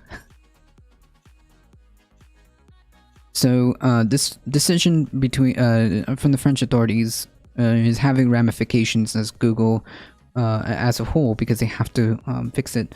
Why can't we do that? It's my question, right? Why can't we do that? They're fined 220 million euros.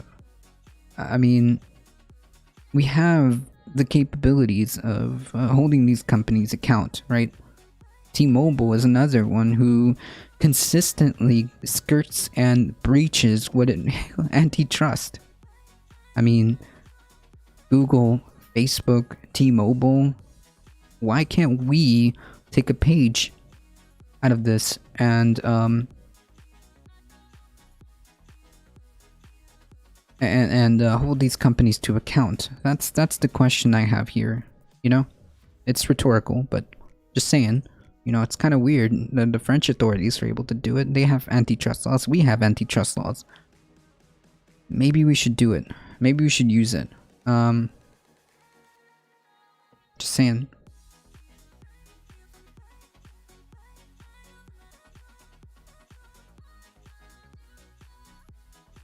You can find any of the big tech companies for anything they like at any time. It's almost in lieu of taxes. Hey, Miss Nixa, how's it going? Morning, morning, morning. Alright. I'm just gonna take this because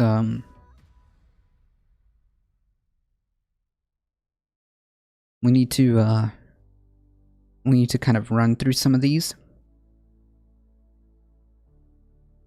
NYPD under fires a rolling surveillance system of 15K facial recognition cameras revealed. Yikes. A new study subscribe to boo. A new study by Amnesty International found that the New York Police Department can track people across 3 of the city's 5 boroughs using facial recognition technology combined with a staggering number of surveillance cameras. Nice. Cool. Very cool, very nice, very awesome. We'll listen to some of that here. New York City Police Department has access to literally thousands and thousands of cameras across 3 boroughs that grab all sorts of footage and feed it into I believe facial they don't allow recognition software. planned obsolescence either. Now, facial recognition software, of course, has many flaws because it's created by humans who tend to have various biases, whether it has to do with race, socioeconomic status. And so to know that all of this data, all of these images, and all of this footage of Americans in New York is being fed into the facial recognition technology and software gives you a sense of how bad this problem really is. Now, the extent of it is worse than we had expected, but luckily Amnesty International did a study on this to give us a sense of just how widespread this practice is in the New York Police Department. Amnesty recruited thousands of volunteers to tag surveillance cameras at intersections across Manhattan, Brooklyn, and the Bronx using images from Google Street View as part of a Ban the Scan campaign. They have so far identified 15. So Google is allowing them to use this? Is that what I'm getting from this? Google is allowed to, is allowing the NYPD. Doesn't the NYPD have like a massive budget, like to the billions, I think?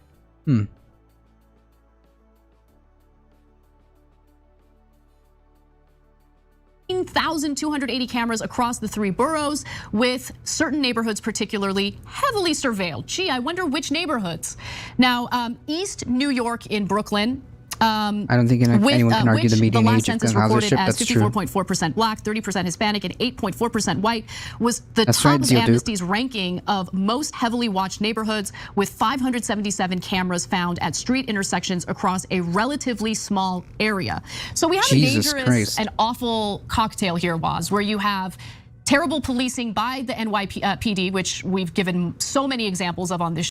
Yeah, I'll say this too. Like the NYPD is also like notorious for taking up like over almost half of all police settlements from the NYPD. One police department is taking up almost half of settlements in litigation, in like civil cases against them. Yeah. Show throughout the years, you have the flawed facial recognition technology, and then you have insane surveillance taking place with more than 15,000 cameras catching footage of ordinary Americans as they're going through their daily lives. As a former New Yorker, what are your thoughts on this? Wait, before you...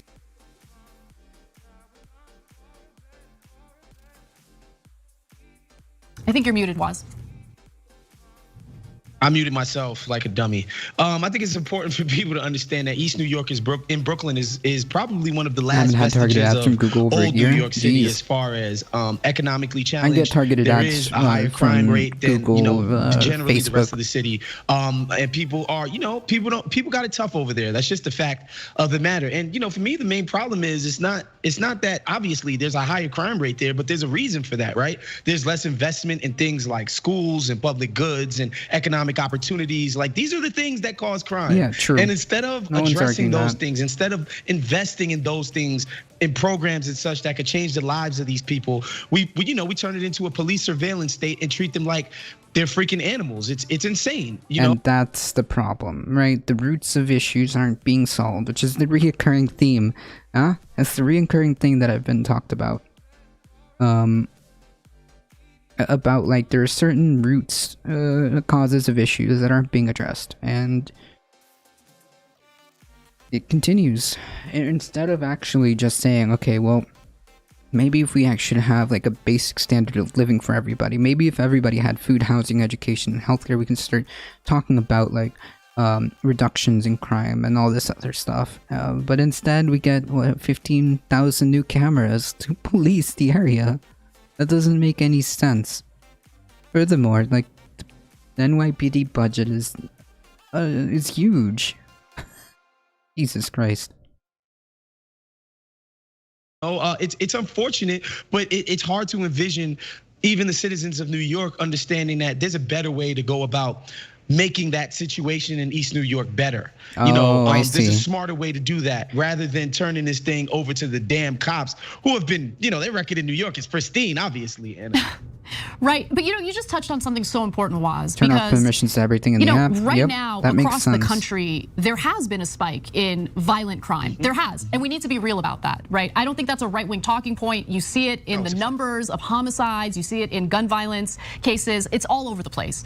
And what I'm worried about is that what you just proposed, what you just drew attention to in regard to actual investment in these communities in order to provide opportunities for people, we're just getting the right-wing side of solving it, which is more of the failed tough on crime policies that have only created an awful criminal justice system, that have only imprisoned an insane amount of non-violent Americans. And it still doesn't solve the issues. And it still doesn't solve the root of the issues. Like, generally speaking,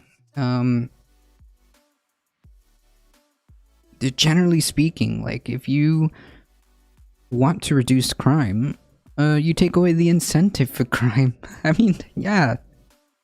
I mean, how many, like, realistically speaking, how many burglaries would there be if people had basic necessities, like, available to them? Food, housing, education, healthcare.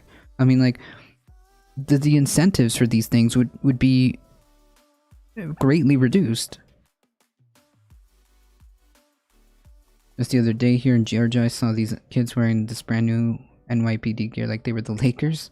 You mean control and punishment is the only means for managing a populace? Where did anyone get that idea?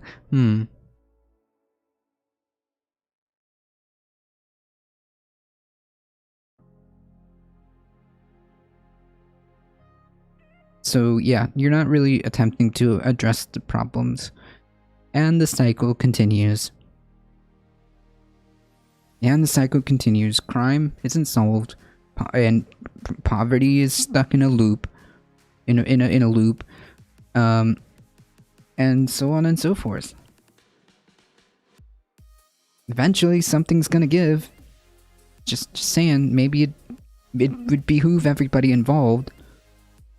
It would behoove everybody involved to solve the actual roots of the problems before enough people get tired and turn to somebody who promises them that. If everyone had a home, we wouldn't have homeless. Yeah, I mean, obviously our job is to attempt to eliminate homelessness as a thing. We should absolutely be striving for that. We should absolutely be trying to get people food, housing, education, and healthcare. Absolutely. This is like basics. Policies, but at the same time, I'm not seeing a strong case being made by the left in regard to what the real solutions need to be. And if they leave this problem, if they neglect this problem, I think that we're going to revert back to the failed policies of the 1980s and 1990s. Okay, yeah, sure. Like the neglecting of the problems, the non-answers are giving credence and are going to open the door to somebody who's going to come in there and say, I got this, and people are going to be so tired of it that they're going to accept it. And again, historically speaking, that generally is an autocrat. Yeah, and the bottom line, and the answer to these questions is more investment financially from the government and getting these organizations who specialize in helping people with these kinds of problems, right? Like there needs to be, like it needs to be a concerted effort. This isn't just gonna disappear just because people say it is. And I remember watching you guys on Jacobin, the one episode, and the economist you guys had on was explaining like, the old WASP ruling class is like, those people in the tenements, they're so lazy and just liming around all day. Why don't we build them a park? Maybe they'll think to themselves they should go exercise and leave the house. Like, it was patronizing, but they knew that at least they felt like there was some kind of investment that need to be made, amongst the poors. We gotta pay for the poors somehow, Yeah, I get the gist of it. It honestly wouldn't take much. Yeah, well, wait, it wouldn't take much to solve homelessness? Probably not. Regardless of how much it would quote unquote cost, it would be cheaper than just to have homeless people. Like, just solve the problems, guys, please. My grandma, when she worked for DHS, made sure to help her clients find every avenue to get what was needed. Yeah, but it shouldn't just be like that. It should just be a fundamental, like, part of how we do society. Which, that's awesome that your grandma is, like, trying to help people. Absolutely. But, like, it should just be, like, a baseline for society. That this is what we've decided. Hey, you know what? We shouldn't allow people to go below this line. And that line, in my opinion, is food, housing, education, and healthcare.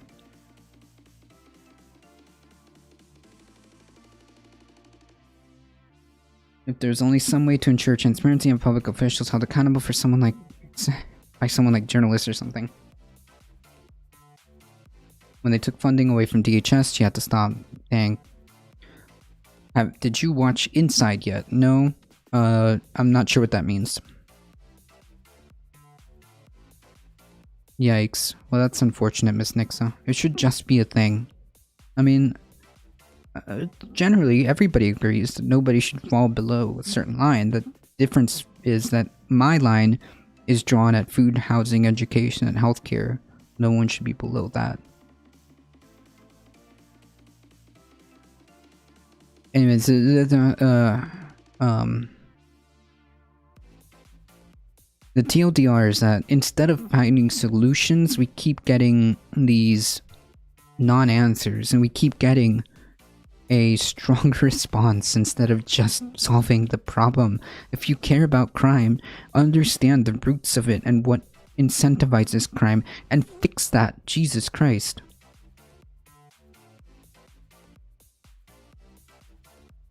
It should be that shocking to everybody. Oh, it's a show on Netflix called The Inside. I think you'll really appreciate it. It talks a lot about social problems. Interesting. I will be watching that then. I highly recommend you guys watch a TV show called Babylon Berlin. Babylon Berlin, which is another Netflix original. Check that out. Anything can Zebracat. It's going to be more homelessness soon. Just pop up the map and look at how much America's equatorial zones and how many people are there, and move as climate change. Oh yeah, I mean, like, well, yeah. Not well. I mean, in the immediate, there's a lot of evictions that are gonna come down the pipeline. So just that in and of itself, but yes, climate change, when it hits us, is going to cause a lot of homelessness, a lot of climate refugees, a lot of even within our own country, right? Within the capitalist class and the ruling class that we have today, that's not even a thought. It's like, you know what? Let's lock them up, throw away the key, and move on with our lives. Yeah, and when you look at how violent crime is tackled in other countries, it is kind of amazing, because when you look at some of the Scandinavian countries that tend to have a more, I guess, humane way of... Yeah, they generally focus on rehabilitation instead of punitive systems, which I agree we should be focusing on, moving in that direction.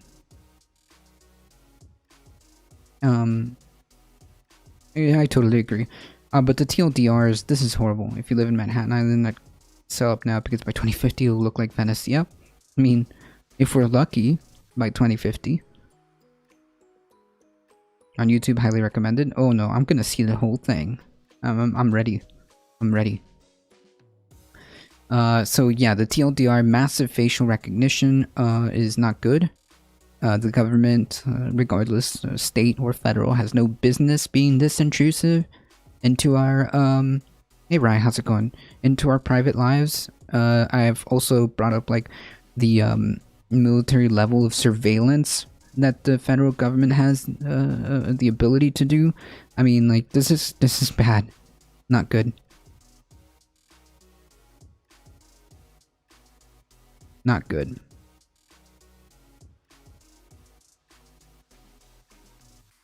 So I'm just gonna go over this headline really quickly. The FBI has opened an investigation into Postmaster General Louis DeJoy in connection with his past political fundraising while working in the private sector. 3 familiar with the matter confirmed to CBS News.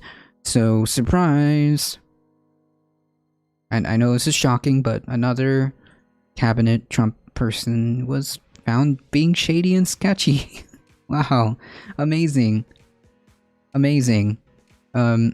It seems to be like every single person this supposed genius, this very stable genius, has brought forth has been nothing but sketchy. Sketchy. Yeah, what a shock. It's like calling water wet. Yeah, wow, amazing. I just thought that this was like the memes, because, like, I mean, honestly, would anybody be surprised?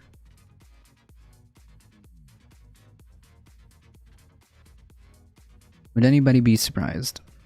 Also, consider political effects of 2.21 Florida forced to move, that the state would be a major victim of climate change. Yeah, I know. I live here. Alright, so speaking of, this is the main event, folks. This is what I really wanted to get through. Climate tipping points could topple like dominoes. Warren scientists' analysis shows significant risk of cascading events at 2 degrees Celsius of heating with severe long-term effects. Ice sheets and ocean currents at risk of climate tipping points can destabilize each other as the world heats up, leading to a domino effect with severe consequences for humanity, according to risk analysis. Yeah, this is exactly what we've been talking about. This is exactly what I've been talking about. When one part of the Earth's systems starts to cave, this has domino effects on other things, and we're not really 100% like sure at the severity at what we're looking at, but it's not good. Okay. When people look at Florida, they pray for climate change. No. Can't seem to find it with the Netflix series. Got a link for Inside. Yeah, what is the complete title? Is it Welcome to the Internet or Inside? Tipping points occur when global heating pushes temperatures beyond the critical threshold, leading to accelerated and irreversible impacts. Some large ice sheets in Antarctica are already thought to have passed their tipping points, meaning large sea level rises in coming centuries. Like, this is already locked in. Okay? This is already locked in. I gotta go. Have the rest of your stay strong, Carlos. Thank you so much for hanging out, Heat. I appreciate that. Everybody, go check out Heat420_. Now that on topic, now that the ppm of CO2 is over 420 in a ventilated room, can have ppm accumulations over 1,000, which can reduce brain function by 15%. Cool. And who suggested this?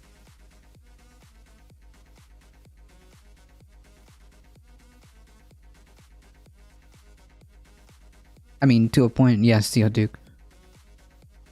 It's unprecedented, so of course the severity is speculative. Yeah, like that's what science is trying to figure out. Like how effed are we? Did like the EPA decide that like to up the ppms that you're allowed to have, or is this just like the normal that's happening right now? Spread it forward.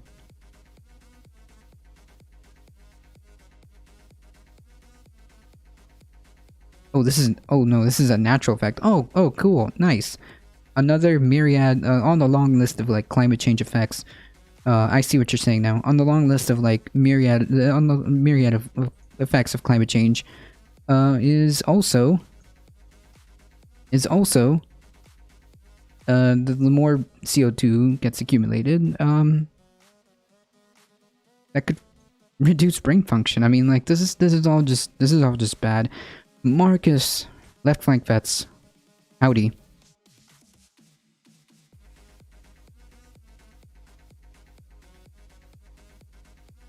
Go check out left flank vets. Pretty based, pretty cool folks.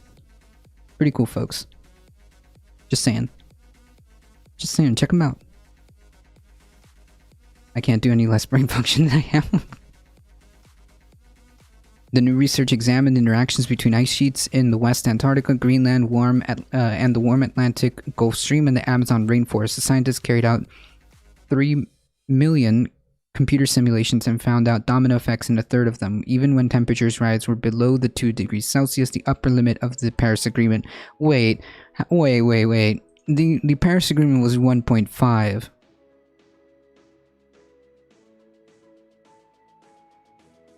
We've never confronted the need to relocate 100 million people as a global civilization. If only Shanghai and Kolkata regions are displaced by sea level rise, that's what we will face. Right, correct. We never faced these things at such a scale before.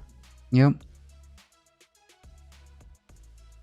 Yeah, we've blown past the goal of 1.5. I completely agree with that. What? Associations of cognitive function scores with carbon dioxide, ventilation, and volatile organic compound exposures in office work.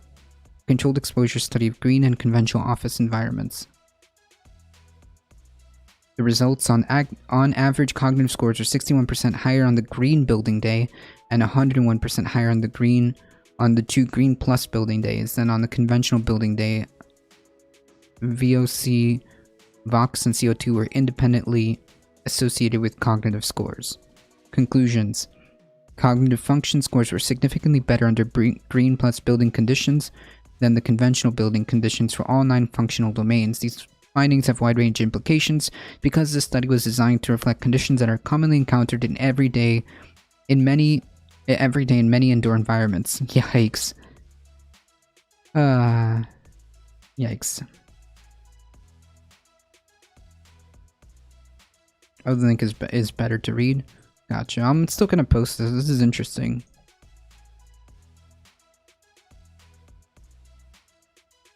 And people aren't realistically discussing the scale of catastrophe coming with climate emergency. Yeah. So which is why I'm here to attempt to like bring science to the front here. One of my main things that I talk about is climate change. And I think that it's incredibly important, and I think that the alarm bells continue to ring and nobody's really doing anything about it. The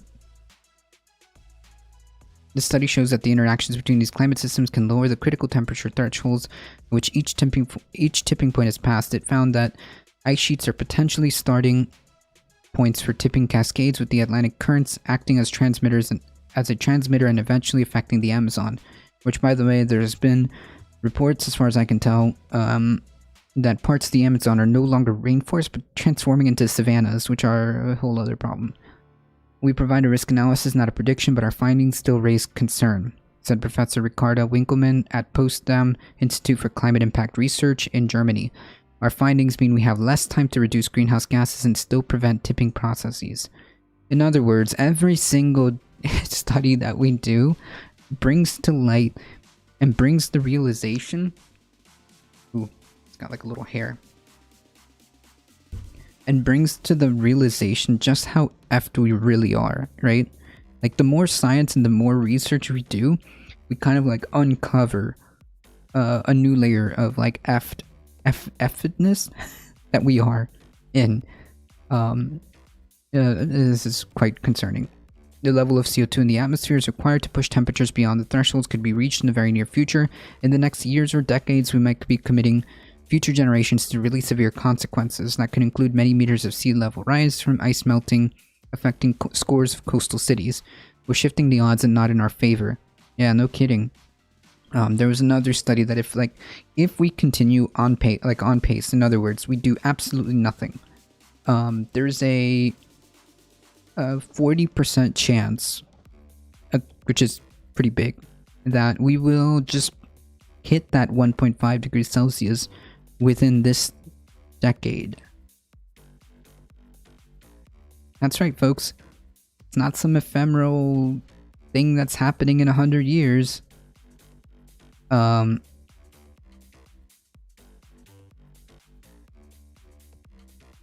This idea and that it's happening in hundreds of years, or it's not a problem.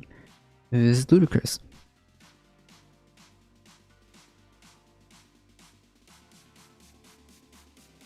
No, the idea that everyone has fully mapped out at what point the vast global climate system does precisely what other things and feeds into specifically which other thing, and to what degree is outlandish to stop polluting. Yeah, I mean, like,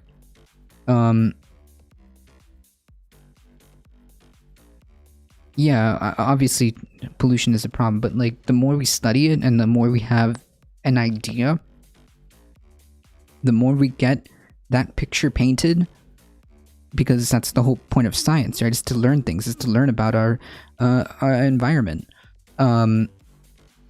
Zeoduke, the more we get that pieces of the map, the more we realize how systems are interconnected and what affects what, the more we realize just how bad we've messed this up. That's the problem. I mean, sure, just stop polluting is one thing. Yes, absolutely. But we still need to know and still need to map this out. So yeah, the idea that like we know everything is obviously not true, but the more we piece that puzzle together, the more we realize just how much we've effed this whole place. By the time we have we're 30 years too late. Yeah, well, the action isn't there, because we know enough.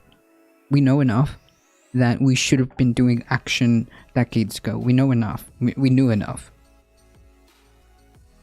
Black Death was spread by climate change in the 13th century. Maybe I'm not familiar with the history of like how the Black Death was propagated. It's clearly shifting the odds not in our favor. The risk is clearly increasing the more we heat our planet. True.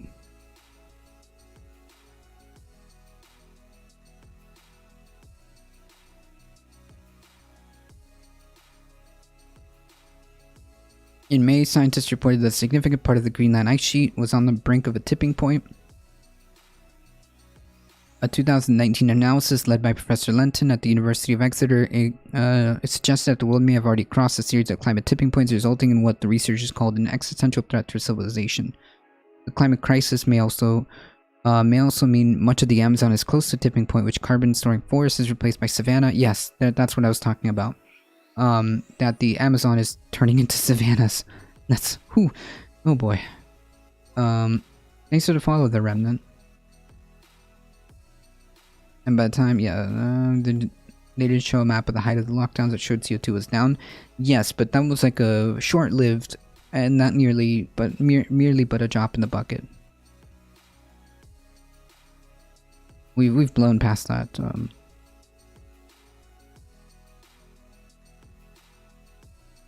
Interesting. I mean, it's not surprising.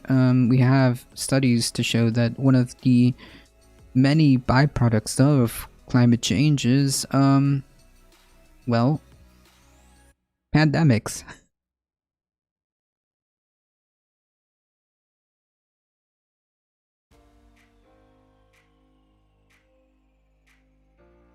Dormant fleas and clothes from people. I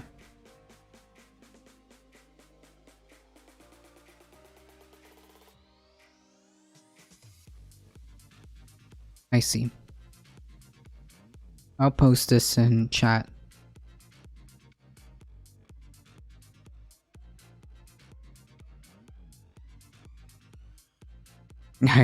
Right? That's right, Miss Nixa. That's right. Build Back Better has almost vanished. Or non-existent. Who knows? The climate crisis may also mean much of the Amazon is close to a tipping point, which carbon-storing forests is replaced by savanna. The researchers have warned the ocean currents of the Atlantic, meridional overturning circulation, which the Gulf Stream is important parts and keeps Western Europe mild, are at their weakest in more than a millennium. And that also has huge implications with the with weather patterns and climate. So yeah. The study suggests that below 2 degrees Celsius, i.e. in the Paris Agreement target range, there could still be a significant risk of triggering cascading climate tipping points. What the new study doesn't do is unpack timescales over which tipping point changes and cascades could unfold. Instead, it focuses on the eventual consequences. The results should be viewed as commitments that we may be making soon to potentially irreversible changes and cascades, leaving a grim legacy to future generations. Yeah. Just saying, this is a problem. Leading cause of death will be fire. Maybe a combination of disease. Yeah, I think the world just needs a good old-fashioned "there's an asterisk coming" where we actually do, and everyone on global the same page, and ingenuity dust it off. I think you're being too hopeful. I mean, the Earth does naturally go through heating and cooling. Our CO2 usage sped up. It's causing the last damage. Well, yeah, I mean, that's not the point. The problem isn't the Hey, new Wrangler. The problem isn't like the ebb and flow naturally of the Earth. It's the fact that we're exacerbating and making problems to disrupt this to the point where we're the ones causing this issue. No doubt about it. If we made an apartment complex-sized fridge. The hole in the ozone is starting to reopen. Yeah, I wouldn't be surprised. There's a lot of problems. TLDR, please pay attention. This is a massive issue. And bring awareness to this. Yeah, it's the rate of change that's going to kill off all the animals and manage to roll with the changes that happened over hundreds and thousands of years. Yeah, there you go. There you go. Alright folks, unfortunately that is all the time I have today. Thank you guys for joining, I appreciate it. If you guys enjoyed the channel, make sure you hit that follow button. Make sure you like, subscribe, share on the YouTubes. I hope you're using LED. Yeah, I am. That's true. LEDs, LEDs, LEDs, yep. Yeah, that's a proper suggestion. Nuke the sun, I think that'll work. I think that is a... that is a viable solution.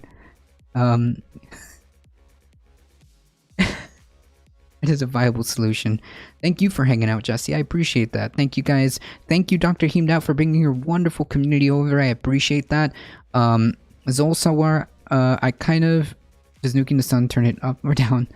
Wait a minute. We've got a cute animal video that I did not play. So as we go out,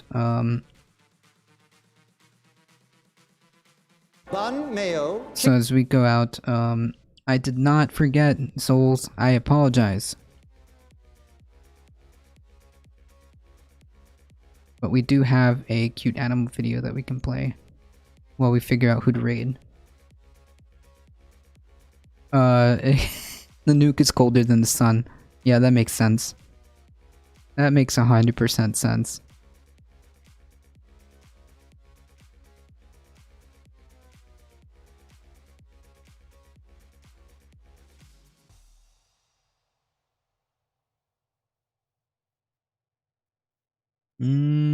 Okay. I see Dan Simpson. We'll go raid them. Alright folks. As always, please don't worry, Zolsor. In fact, I'll even play one the next time if you're still here. I'll even play another one the next time you're here. The next time you're here, so that we can do a proper cute animal video, okay? I'll put that one on hold, even though we got one here just for a moment. Even though, oh, it's so cute. They're like little baby bees. Don't worry. We'll place another one tomorrow. If you join us, Zolsawarsar, join us tomorrow. We'll play another one just for the heck of it, alright? Folks, as always, please, if you enjoyed the channel, do the follows, do the YouTubes, do all that stuff. Hit the, join our Discord. Join our Discord. Do the poggers thing to do. And join our Discord. I'll be back here tomorrow, 9 AM to 11 AM Eastern Time, doing the news and politics. I appreciate each and every one of you. Thank you guys so much. I love you all. Stay safe, take care of each other, and I hope to see you guys in the next stream. See ya! YouTube told me that you were streaming today. Good on YouTube. They're doing their job. Alright, folks. Dan Simpson. See ya! Alright. Let's give Dan some love. Stay with us, folks. We're heading out in 5, 4, 3, 2, 1. Here we go.